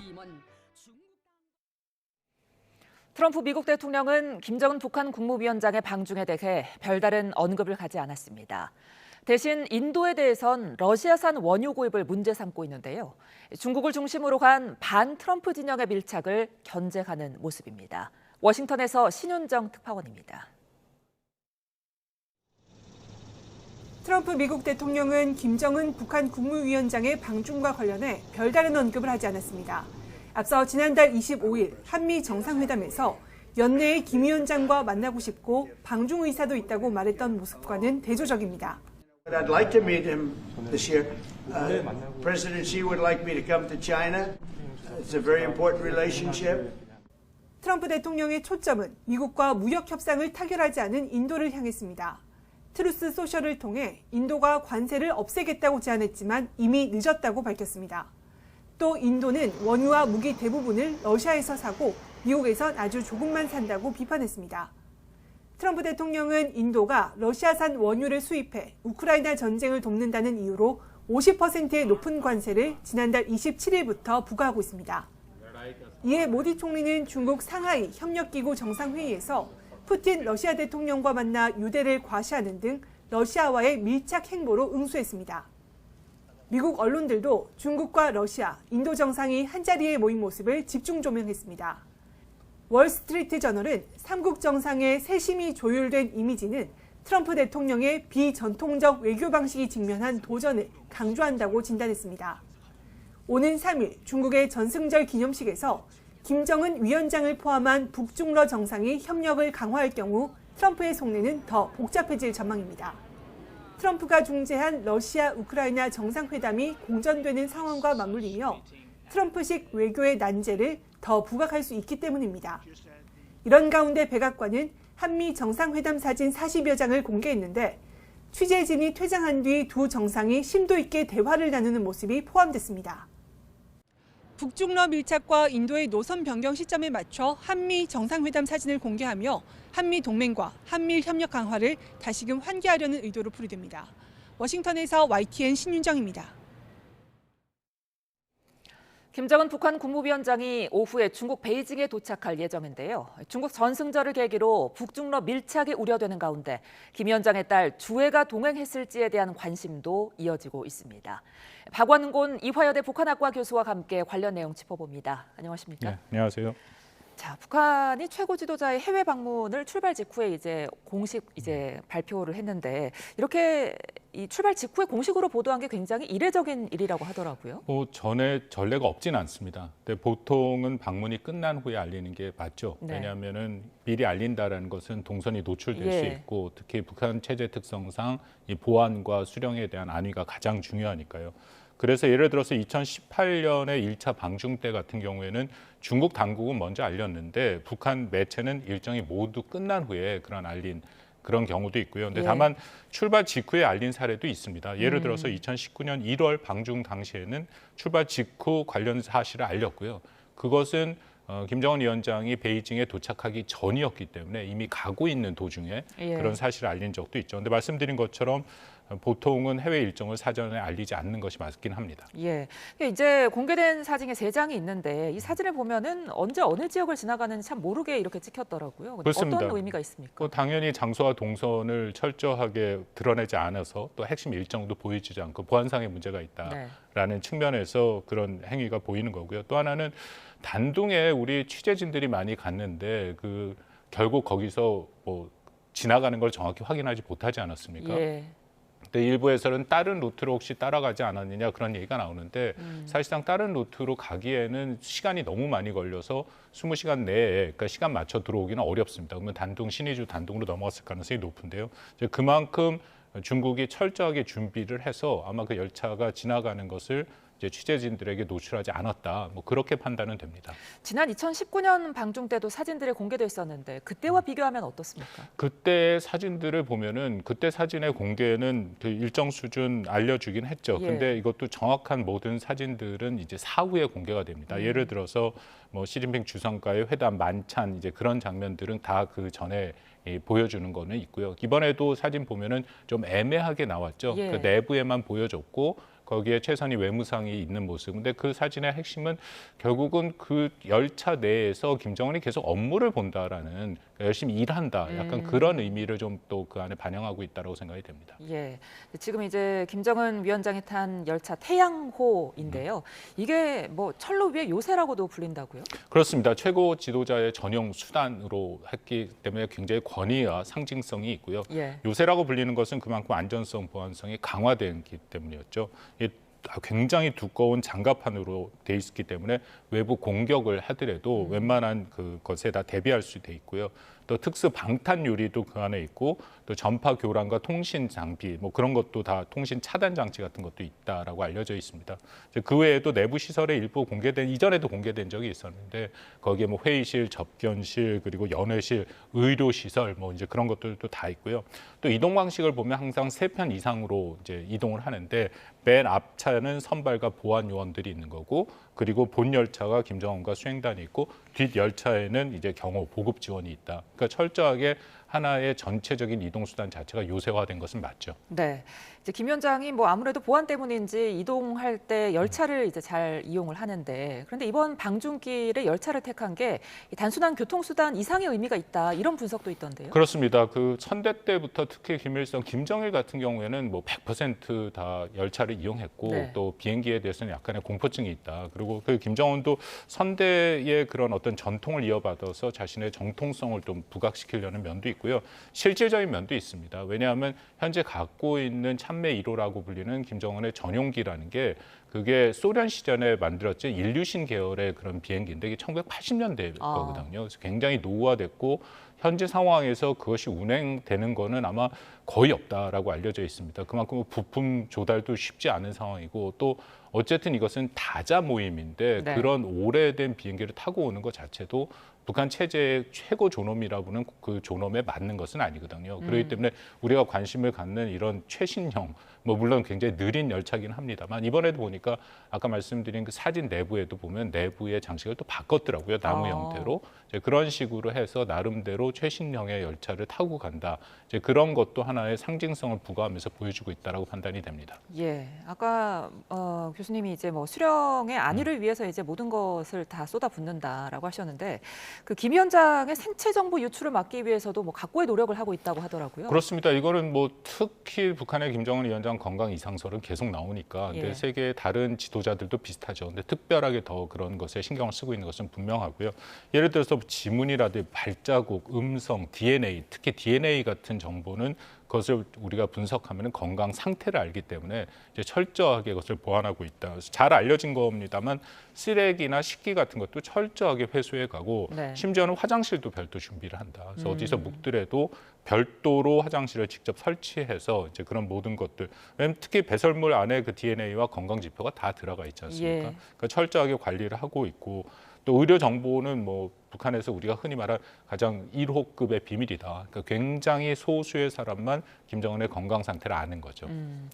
이제 그 중국에 과연 그렇다면 누구랑 같이 갔을 것이냐, 딸 주애가 같이 갔을 것이냐 이 부분에 관심이 많은데 만약에 동행을 한다면 사실상의 후계자 신고식이 될 거라는 전망이 많더라고요. 그렇습니다. 동행을 해서 노출을 한다면 당연히 그것은 중국과 사전에 다 상의가 된 거고 그렇다면 중국이 일정 수준 북한의 4대 세습을 수용하는 이제 그런 형태가 될 가능성이 높은데요. 네. 근데 재판단의 가능성이 그렇게 높지는 않습니다. 그리고 혹시 가더라도 공개를 안 할 가능성도 더 높다. 왜냐하면 일단은 이것은 그 중국의 전승절이라는 가장 핵심 행사에 가는 거지 않습니까?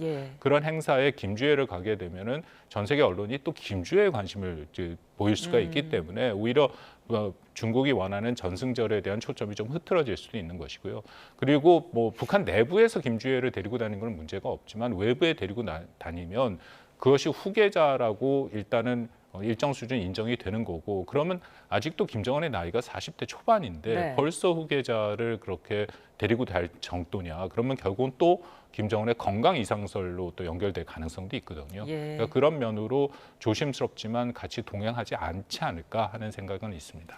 예, 이번에는 방중 전으로 좀 돌아가 보겠습니다. 김 위원장이 방중 전에 이 미사일을 잇따라 점검하는 모습을 보였거든요. 어떤 의도였을까요? 그렇습니다. 미사일 공장을 갔는데 이건 아주 명백하게 북한이 2021년 8차 당대회 때 국방발전 5개년 계획을 수립을 했고 그 계획에 따른 것이다라고 북한 매체에서 보도를 하고 있습니다. 그래서 5개년 계획이 올해가 마지막 해고 아마 내년에 그 9차 당대회가 있을 텐데 보도에 따르면 5개년 계획의 마지막 해인 올해까지 성과적으로 완비한다. 이번에 완비해야 된다. 계획에 따른 것이다라는 얘기가 있고요. 근데 그럼에도 이 미사일 지금 화면에 나오는 게 저희 KN-23 계열의 북한판 이스칸데르로 추정이 되는데 저거는 저위력, 전술핵을 탑재할 수 있는 핵 미사일입니다. 사거리는 주로 한국을 겨냥한 미사일이고요. 그렇다면은 이것은 당연히 자신들의 핵 능력을 과시하기 위한 이제 그런 것이다라고 볼 수 있겠죠. 예. 자, 그러면서 ICBM 화성 20 개발을 시사하기도 했는데 북미 대화 이야기가 나오는 시점에서 이게 어떤 의도가 있을까요? 이거는 명백하게 미국한테 보내는 메시지입니다. 네. 트럼프 대통령이 당선된 이후에 북한이 사실은 대륙간 탄도미사일, 미국 본토를 타격할 수 있는 능력을 현시 직접 보여주진 않았습니다. 그러니까 그만큼 트럼프 대통령을 자극하지 않겠다라는 생각은 있습니다. 근데 네. 그럼에도 자신들이 미국 본토를 타격할 수 있는 능력은 분명히 있다라는 것을 보여준 것이고요. 이번에 보여주는 이 북한식 표현이라면 이제 화성포 20이라 하면서 그보다도 중요한 것은 지금 나옵니다만 저게 대출력 고체 발동기입니다. 발동기라는 게 엔진을 마련하는 거고요. 근데 한 가지 좀 의아한 게 이미 북한은 화성 19형이 자신들의 대륙간 탄도미사일 종결판이다, 완성판이다라고 얘기를 했거든요. 근데 그럼에도 화성포 20형이라는 게 있다라고 또 얘기를 하는 것은 그보다 더 발전된 미사일이라고 얘기를 합니다. 근데 군사적으로는 화성 19면은 완성도가 그 정도면 됐는데 더 한다는 것은 이것은 분명히 정치적 메시지가 있는 것이고 자신들이 원하는 형태의 그 비핵화 협상이 아닌 핵 군축 협상을 원하는데 그것이 안 된다면 자신들의 미 본토를 타격할 수 있는 능력은 계속해서 증진될 것이다. 라는 그런 메시지를 보내고 있다고 생각합니다. 예, 자 이런 상황 속에서 북중러 정상이 이제 66년 만에 한 자리에 모이게 됩니다. 이번에 어떤 부분을 가장 주의 깊게 봐야 될까요? 뭐 이거는 북한과 중국이 각각 이해가 맞아서 이뤄진 거라고 생각이 되는데요. 뭐 특히 북한 같은 경우에는 외교적 고립에서 탈피하는 것이죠. 우리가 계속 북중러만 얘기하는데 이번에 모이는 국가가 26개 국가입니다. 근데 26개 국가가 일정 수준 북한을 수용했다라는 그런 의미가 있거든요. 북한과 러시아는 국제사회에서 제재를 받고 있는 그런 국가임에도 불구하고 초청을 받았다라는 것, 그리고 거기에 같이 한다라는 것은 북한이 더 이상 외교적 외톨이가 아니다라는 것을 보여주려고 하는 것이고요. 두 번째는 이것은 명백하게 김정은의 업적이 될 것입니다. 우리가 곧 보게 되겠지만 천안문,天安문 그 망루에 아마도 시진핑이 가운데 서고 옆에 푸틴과 김정은이 서는 이 사진 한 장만을 갖고라도 드디어 북한 주민들 입장에서는 우리 수령이 저렇게 강국 지도자들과 같이 있구나. 이게 아마 김일성 시기에는 몇 번 이런 식의 그 전승절에도 참여한 것을 알고 있는데 그 당시에 마오쩌둥 옆에 쓰지 못한 걸로 알려져 있거든요. 그런데 이번에는 시진핑 주석 옆에 쓴다는 것은 그만큼 중요도가 높고 26개국의 지도자들이 오는데 26개국의 다 지도자는 아닙니다만 참석을 하는데 핵심에 섰다라는 것은 그만큼 김정은 입장에서는 자신의 권력과 이 북한에 대한 자신의 갖고 있는 핵 능력인데요. 결국 그런 것을 보여주는 그런 하나의 장으로 활용할 수 있다고 생각합니다. 그러니까 말씀하신 이제 자리 배치가 가운데 중국이 서고 왼쪽에 북한 그리고 오른쪽에 러시아가 선다는 거죠? 그렇습니다. 그것은 러시아에서 이미 발표가 됐고 이것은 2015년이랑 좀 다른 형태거든요. 2015년에는 시진핑 주석을 중심으로 왼쪽에 장점인 후진타오 같은 이제 이전 주석들이 섰는데 지도자들이 섰죠. 그 오른쪽에 푸틴이 섰고 그 오른쪽에 박근혜 전 대통령이 섰는데 이번에는 아마 왼쪽 오른쪽으로 다 쓸 가능성이 있다. 왜냐하면 그 이전 중국 지도자들 중에 거기에 올 만한 사람이 없습니다. 현재는 아마 그렇게 배치가 되지 않을까 싶습니다. 예, 아무래도 이제 이번에 중국 전승절은 반 트럼프 연대가 연출되지 않을까 싶은데 북중러 3국의 정상회의 가능성은 얼마나 보세요? 저는 그 가능성은 그렇게 높아 보이진 않습니다. 왜냐하면 얼마 전에 끝난 그 텐진에서 열린 상하이 협력기구 SCO에서 시진핑 주석이 한 발언이 있는데요. 뭐라고 얘기했냐면 냉전적 사고방식과 진영 대결, 괴롭힘 행동에 반대해야 된다. 이것은 당연히 말씀하신 것처럼 현재 트럼프의 미국을 겨냥한 얘기긴 합니다. 근데 중요한 것은 진영을 구축하는 것을 중국이 계속 반대를 했거든요. 대표적인 사례가 2023년 8월에 한미일이 캠프 데이비드에서 모여서 이제 3자 회담을 했지 않았습니까? 거기에 대해서 중국 외교부가 공식적으로 얘기한 것은 배타적인 진영 집단 형성이다. 그리고 신화통신 일밀일보 같은 중국의 공식 매체는 이것을 신냉전 구도를 만들려는 미국의 의도다라고 얘기를 했습니다. 근데 만약에 북중러가 같이 모여서 또 공동 어떤 회담을 하고 또 거기에 따라서 무슨 성명이 나온다면 이건 똑같이 자신들이 말한 그런 일단 진영을 구축하는 형태가 되거든요. 그래서 그 가능성은 저는 좀 조심스럽게 보고 대신에 양자 간의 그 협의와 양자 간의 정상회담은 당연히 있으리라고 생각합니다. 북중 또 북러, 중러 간의 그런 양자 회담은 있겠죠. 예.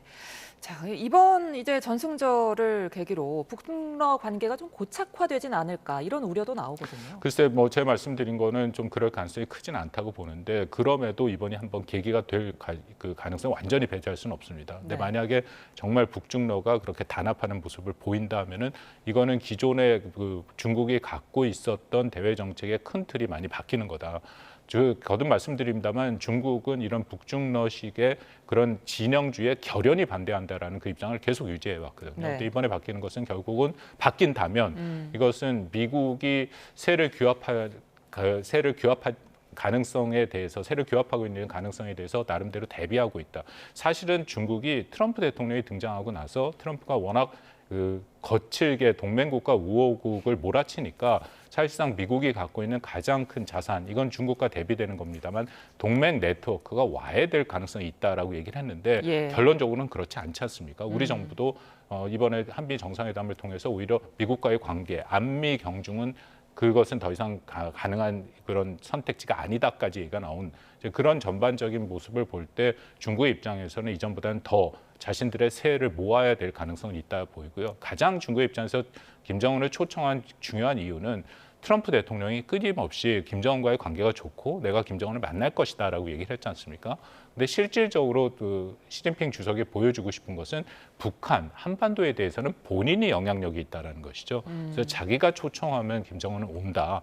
이제 그런 어떤 한반도 내에서 자신들의 존재감을 보여주려고 하는 그런 의도도 있다고 생각합니다.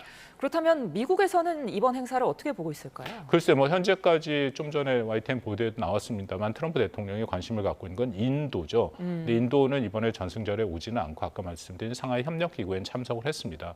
인도는 나름대로 중국 견제를 하기 위해서 인도 태평양 전략의 핵심 국가인데 네. 인도와의 그 관세 문제가 계속 있고 해서 또 인도와 중국은 원래 관계가 별로 안 좋았습니다. 예. 근데 지금 모디 총리가 가서 조금은 관계가 개선되는 모습을 보이고 있기 때문에 여러모로 미국이 가장 신경을 쓰고 있죠. 다만 뭐 김정은 위원장이나 여기에 대해서는 아직까지 뭐 미국 정부나 또 특히 트럼프 대통령 SNS에서 메시지가 나오지는 않고 있습니다만 언제든지 나올 수는 있다. 근데 그렇지만 전반적으로 김정은 위원장에 대해서 뭐 부정적인 메시지를 낼 것 같지는 않습니다. 여전히 예. 관계가 괜찮다라는 것을 얘기하고 싶은 것이 트럼프 대통령의 의중이니까요. 이번에 이제 그 김 위원장이 6년 만에 방중을 하는 만큼 과연 뭐 이제 북한의 노동당 창건 80주년이라고 하는 그 10월 10일 행사에 혹시나 시진핑 주석이 답방하진 않을까 이런 궁금증도 있거든요. 글쎄 뭐 우리가 그 북한에서 쌍십절이라고 불리는데 이게 지금 약간 복잡해진 게 우리가 에이펙 회의가 있지 않습니까? 에이펙 회의가 10월 31일부터 11월 1일까지입니다. 그래서 만약에 시진핑 주석이 10월 10일 북한에 간다면 그다음에 20일 내에 또 다시 한국을 와야 되는 상황이 올 것이고 그렇기 때문에 과연 그것이 가능할 것이냐 그렇다면 정말 북한만 갈 것이냐 뭐 그런 것들에 대해서는 여러 가지 의구심이 있고요. 그리고 아직까지도 에이펙 참석이 확실히 확인되지는 않았기 때문에 네. 그런 부분은 좀 두고 봐야 될 것 같다라고 생각이 됩니다. 그런 면에서도 이번에 김정은의 전승절의 참여가 북중 관계가 지난 수년간 별로 안 좋았습니다. 예. 근데 과연 이것이 새로운 어떤 북중 관계의 계기를 여는지는 우리가 한번 지켜볼 필요가 있다고 생각합니다. 예, 조금 전 들어온 속보 한 가지 전해드리겠습니다. 중국의 시진핑 주석과 러시아 푸틴 대통령이 4개월 만에 베이징에서 정상회담을 시작했다고 그런 소식이 지금 들어왔습니다. 자, 중국 관영 중국 중앙TV 그리고 러시아 타스 스푸트니크 통신의 보도에 따른 건데요. CCTV는 시 주석이 상하이 협력기구 정상회의와 중국인민 항일전쟁, 세계 반파시스트 전쟁 승리 80주년 기념 행사 참석을 위해서 중국을 방문한 푸틴 대통령 그리고 베이징 인민대회당에서 회담했다 이렇게 전했습니다. 자, 관련 소식이 추가로 들어오면 다시 한번 전해드리겠습니다. 자, 이제 우리나라에서는 우원식 국회의장이 오늘 중국으로 출국하는데 이번에 출국을 하면은 김 위원장과 만날 수 있을지 궁금해요. 글쎄 가능성이 커 보이지는 않습니다. 왜냐하면 2015년에 우리가 한번 경험을 했는데 당시 박근혜 전 대통령이 그 천안문 막내에 올랐고 전승절 70주년에 참여를 하지 않았습니까? 네. 북한에서는 최룡해 그 최고인민회의 상임위원장이 왔는데 그 기간 동안 한 번도 서로 만난 적이 없습니다. 그렇기 때문에 그 가능성을 어떻게 봐야 되느냐. 특히 북한 같은 경우에는 2023년 12월 8기 9차 전원회의를 통해서 한국을 명백한 적대국으로 만든 또 적대적 두 국가론을 선포했기 때문에 네. 한국과는 어떤 형태로든지 접촉을 하지 않겠다라는 게 이들의 기본 노선입니다. 그렇다면은 아마도 중국과 사전 협의를 통해서 동선이 겹치지 않도록 조정을 했을 가능성이 있는데 여기서 관건은 이제 아마 환영 만찬 같은 것이 있을 거고 네. 거기에 김정은이 참여를 하게 되면 당연히 우 의장도 참여를 하게 될 것이고요. 예. 거기서 자연스럽게 조우가 될 가능성도 있는데 그럴 때 과연 김정은이 어떤 형태로 할 것이냐 아니면 아예 만찬에 참석을 안 할 것인지 이제 그런 부분은 좀 남아있다 판단이 되는데 네. 전반적으로 서로 마주칠 가능성은 저는 크지 않다고 봅니다. 만약에 두 사람이 만날 경우에 이재명 대통령의 메시지를 좀 전달할 수 있을까요? 글쎄 뭐 그 정도의 얘기가 오고 갈 정도로 할 가능성이 있을까? 그러려면 김정은이 어쨌든 우 의장과의 좀 얘기가 진행이 돼야 되는데 거듭 말씀드립니다만 그들이 갖고 있는 노선은 한국을 철저히 배제하는 거기 때문에 아마 그 가능성은 크지 않다고 생각합니다. 예. 자, 이재명 대통령은 이제 유엔 총회에 참석해서 23일에는 기조 연설도 한다고 하는데 이제 트럼프 미국 대통령과 이렇게 되면 한 달 만에 다시 만나게 되는 거잖아요. 한미일, 북중러 이런 구도가 좀 강화되는 모습이 될까요? 이번에 9월 유엔 총회 연설에서 우리 대통령의 참여는 중요하죠. 그래서 한국이 다시금 어떤 형태의 대외 정책을 갖고 세계 질서에 대한 그들의 인식, 우리의 인식을 보여주는 그런 책임 있는 그 국가로서의 모습. 잠시만요. 국가정보원이 김정은 북한 국무위원장의 전승절 참석 의미와 동향 등을 국회에 비공개로 보고했는데요. 브리핑 들어보겠습니다. 네, 안녕하세요. 네, 국민의힘 소속의 간사 이성건 의원입니다. 오늘은 원래 정보위원회 소속 기관에 특히 국정원의 결산과 관련된 현안을 상정하기로 되어 있었는데 최근에 김정은의 방중 동향 등 최근 북한 주요 현안이 많기 때문에 이와 관련된 보고가 있었습니다. 그에 따른 의원들의 질의가 있었는데 몇 가지에 대해서 브리핑을 하도록 하겠습니다. 첫 번째로 김정은 방중 동향에 대해서 말씀을 드리겠습니다. 김정은은 9월 1일 오후 전용 열차 편으로 평양을 출발해서 9월 2일 새벽 국경을 통과하였으며 금일 오후 늦게 베이징에 도착해서 방중 일정을 소화할 예정으로 보고했습니다. 이번 방중에는 최선희 외무상, 김성남 당 국제부장, 현송월 부부장 등이 수행을 하고 있고 이설주, 김여정도 동행했을 가능성이 있으며 푸틴과 동급의 의전 경호 등 각별한 예우를 받을 것으로 예상을 하고 있습니다. 9월 3일 열병식에서 시진핑, 푸틴과 나란히 천안문 성루에 서서 냉정기 삼각연대 구도를 재현하는 한편 북중 정상회담 개최는 물론 북러 정상 간의 만남도 이루어질 것으로 국정원은 전망하고 있습니다. 리셉션 갈라 공연에 참석해서 각국 정상들과 소통도 예견되고 있으며 주중 북한 공관 방문과 관심 분야와 연계한 현지 시찰 가능성도 상존하고 있습니다. 방중 의도 및 배경에 대해서 국정원은 김정은은 이번 방중을 한반도 정세 수도의 최적 카드로 판단한 것으로 보인다는 것으로 분석하고 있습니다. 첫 번째로 북중 관계 복원을 통한 대외 운신폭을 확대한다. 두 번째는 중국의 경제적 지원을 견인하고 체제 활로를 모색한다. 세 번째는 러시아 우크라이나 전쟁, 종전 리스크 해징 등 러시아 편중 외교를 탈피한다. 네 번째, 대북 북미 대화 염두를 두고 중국의 지지 확보 및 미국 태도 변화를 유인하게 한 것들을 고려하고 있다라고 보고를 했습니다. 향후 전망으로는 이번 방중은 김정은의 가자외교 데뷔전으로 북중러 연대 옵틱을 과시하기 위한 파격 행보로서 향후 과감한 대내외 조치에 나설 소지가 있는 것으로 분석하고 있습니다. 당장 실질적인 북중러 3자 협력으로 이어질 가능성은 낮지만 관련 동향을 예의주시하고 있는 중입니다. 북한이 전향적인 새로운 국가 발전 노선을 제시하거나 러시아로부터 반대급부 수확에 나서며 방러 카드도 저울질을 할 것으로 예상하고 있습니다. 미국과의 대화에 선뜻 나서진 않을 것으로 보이지만 미국의 태도를 주시하며 접촉기의 마련을 모색할 가능성도 상존하고 있습니다. 북한의 대러 파병 및 UFS 대응 동향에 대해서 말씀드리겠습니다. 최근 3차 파병 계획 6,000명 중에서 전투공병 1,000명이 러시아 현지에 도착한 것으로 파악하고 있습니다. 기존 파병군은 후방에서 예비 전력으로 주둔 중이며 8월 말 파병군 지휘관단 귀국 감안 시 현지 지도부 교체 추진 가능성이 존재한다고 합니다. 북한이 1, 2차 표창 수여식에서 공개한 전사자는 350명 정도이지만 국정원이 지난 4월 정보위에 보고한 전사자 규모는 최소 600명 수준이었으며 우방국과 준항을 종합 검토한 결과 현재는 2천여 명으로 사망자를 재추산하고 있습니다. 북한은 UFS를 지속 비난하면서도 예년과 달리 SRBM 방사포동, 대남 타격무기 발사 시위 없이 방어 무기인 지대공 미사일 시험만 실시하고 있습니다. 네, 안녕하십니까. 민주당 간사 박성원입니다. 북한의 대내 동향에 대해서 보고가 있었습니다. 북한은 10월 10일 당창건 80주년과 9차 당대회 등 양대 정치 행사를 본격적으로 준비하고 있습니다. 10월 10일 당창건일을 맞아서 병력 약 1만 명 이상 동원한 대규모 열병식을 연습하고 있으며 10여만 명의 대규모 집단 체조도 5년 만에 다시 할 전망입니다. 9차 당대회는 내년 초가 유력합니다.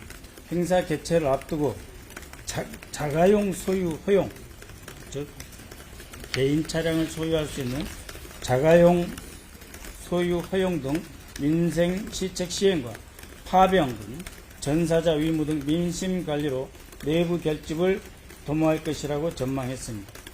경제 상황입니다. 곡물 상황이 2년 연속 평균치인 460만 톤보다 상해에서 약 480만 톤의 곡물이 생산될 것이다 하는 것이고, 무역은 코로나 이전 약 90% 수준을 회복했는데 무역은 코로나 이전에 약 25억 5천만 불이었다고 보시면 됩니다. 그래서 전체적으로 침체 국면에서 벗어났고 중국, 러시아와의 경제 협력을 활성화하여 외화, 물자 확보에 노력을 강화하고 있습니다. 북한의 최근 대남 태도입니다. 먼저 이재명 정부 출범 이후 전반적인 북한의 대남 기조입니다. 현재 이 국가론, 북한과 남한 두 개의 국가가 존재한다는 이 국가론 기조를 유지하면서도 일부 태도 변화의 여지도 감지되고 있습니다. 김여정 명의의 연쇄 담화를 통해서 대남 입장 불변을 강조하고 있으나 한편으로 전방지역 확성기 방송 중단, 북한 어민 송환 등의 관심사의 반응을 보이면서 상황 관리를 하는 모습을 보이고 있습니다. 다양한 경로로 고위 당국자의 대북 발언, 우리 이재명 정부 고위 당국자의 대북 발언, 한미 정상회담, 한일 정상회담 결과에 대한 정보 획득에 나서고 있으면서 우리의 대북 정책에 대해서 상당히 촉각을 곤두세우고 있는 것으로 보고 있습니다. 그러면서도 한국의 대북 정책 및 접근 시도에 대해서는 대응하지 말라는 지침을 하달하는 등 관계 개선에 대한 북한 내부에서의 기대감 확산을 경계하는 그런 정황도 포착되고 있습니다. 향후 전망입니다. 북한은 당분간 양대 행사 준비, 그러니까 10월 10일 당창건 행사 그리고 9차 당대회 두 개의 행사 준비와 김정은이 중국을 방문한 계기에 중국과 러시아의 관계를 밀착시켜서 외교 공간을 확대할 것으로 예상되고 있습니다. 따라서 대남 정책의 전환이나 재조정의 필요성의 인식은 상대적으로 낮고 단시일 내에 남북관계에 호응할 가능성은 낮다고 보고 있습니다. 네. 그 다음 특별감사의 결과 보고가 있었습니다. 국가정보원은 원장의 인사청문회부터 정보위 위원들의 강력한 특별감사 요구를 받고 약 2달이 넘은 현 시점에서 특별감사에 중간 보고를 하였습니다. 감찰실보다는 감사부서가 함으로써 현직 검사의 파견도 배제하고 네, 국정원의 전승절 관련 보고 브리핑 보고 오셨습니다. 자, 국정원은 김정은이 어제 오후 전용 열차 편으로 평양을 출발했다며 오늘 오후 늦게 베이징에 도착해서 방중 일정을 소화할 거라고 밝혔습니다. 이번 방중 일정에는 최선희 배무상, 김성남 구제부장, 현성월 등이 동행했다고 전했는데요. 리설주와 김여정도 동행했을 가능성이 있지만 관심을 끌었던 딸 주의 동행 여부는 아직 확인되지 않은 것 같습니다. 국정원은 현재로서는 북중러 3자 협력 가능성은 낮을 걸로 보고 북한이 방러 카드를 저울질할 거로 예상한다고 전했는데요. 자, 관련 소식이 정리가 되는 대로 저희가 이어지는 뉴스에서 전해드리겠습니다. 자, 교수님 이번 브리핑 어떻게 보셨습니까? 가장 지금 브리핑 중에 눈에 띄는 게 그 갈라쇼에 참석을 한다라고 얘기를 했지 않습니까? 네. 우리 잠깐 말씀 나눈 것처럼 과연 김정은이 이 전체적으로 다자 무대에서 어느 수준에서 참석을 할 건가 했더니 지금 보고에 따르면 웬만한 그 공식 행사에 다 참석을 할 가능성이 높다. 네. 그렇다면 아마 굉장히 많은 노출이 될 가능성이 있고 그 과정에 아까 우원식 의장과의 또 만남의 가능성도 조금 더 높아지지 않았나 이제 그런 판단은 되고요. 네. 전반적으로 굉장히 적극적인 행보를 보이겠다라는 그런 판단을 하고 있는 것 같습니다. 관련 시설도 또 이 끝나고 나서 아마 또 그 중국에 좀 남아서 여러 가지 것들을 시찰을 하는 이제 그런 계획도 있을 수 있다라고 얘기를 하니까요. 아마도 좀 우리가 다 끝나고 최종적으로 다시 한번 판단을 해야 되고 분석을 해야겠습니다만 이것이 김정은이 코로나 이후에 다시금 국제 무대에 등장하는 이제 그런 하나의 계기가 될 가능성도 있어 보입니다. 예, 알겠습니다. 오늘 말씀 여기까지 듣겠습니다. 지금까지 박원곤 이화여대 북한학과 교수와 함께했습니다. 고맙습니다. 시기상 가을인 9월에 접어드니 오늘 전국 대부분 지역에서 열대야가 쉬어갔습니다. 한낮인 지금 서울 기온은 28.3도로 비가 내리면서 더위가 다소 주춤했던 어제와 비슷한 기온을 보이고 있는데요. 다만 지나가는 시민들이 양산으로 햇볕을 가릴 정도로 볕이 무척 강해서 약 한두 시간 동안 기온은 더 오를 것으로 예상됩니다. 오늘 서울 낮 기온은 32도로 평년보다 3도가량 더 높아서 더울 것으로 예상됩니다. 오늘 오전 10시를 기해서 경북 북부의 폭염특보는 해제되고 폭염주의보는 현재 남부 일부 지역에만 남아 있습니다. 오늘 낮 기온은 대구 32도, 광주 31도까지 올라 덥겠는데요. 다만 구름만 지나고 있는 서울과 달리 남부와 제주도는 비가 내리고 있습니다. 특히 제주도에 호우특보가 내려진 가운데 제주시 조천읍은 시간당 80mm에 달하는 극한의 호우가 쏟아지고 있고요. 경남에도 시간당 30mm 안팎의 비가 내리고 있는데요. 경남과 제주도는 오후까지 시간당 10에서 30mm의 강한 비가 집중될 수 있어서 각별한 주의가 필요하겠습니다. 비는 오늘 저녁까지 이어지겠고 최고 40에서 60mm가 더 내리겠습니다. 반면 가뭄 지역으로 비가 절실한 강원 동해안은 5mm 미만의 비가 내리면서 가뭄을 해소하기에는 역부족이겠습니다. 당분간 대부분 지역에서 열대야는 쉬어가겠지만 한낮 늦더위는 계속되겠습니다. 무더위 속에 내일 호남과 경상 서부에 5에서 40mm의 소나기가 내리겠고요. 모레 새벽부터 오전 사이 서울 등 중북부에 약한 비가 내릴 전망입니다. 오늘 서울 등 중북부와 남해안은 자외선도 무척 강하겠습니다. 외출 시에 자외선 차단제를 꼼꼼하게 발라주시기 바랍니다. 지금까지 YTN 김시아입니다. 이상으로 화요일 뉴스나우 마칩니다. 시청해주신 여러분 고맙습니다.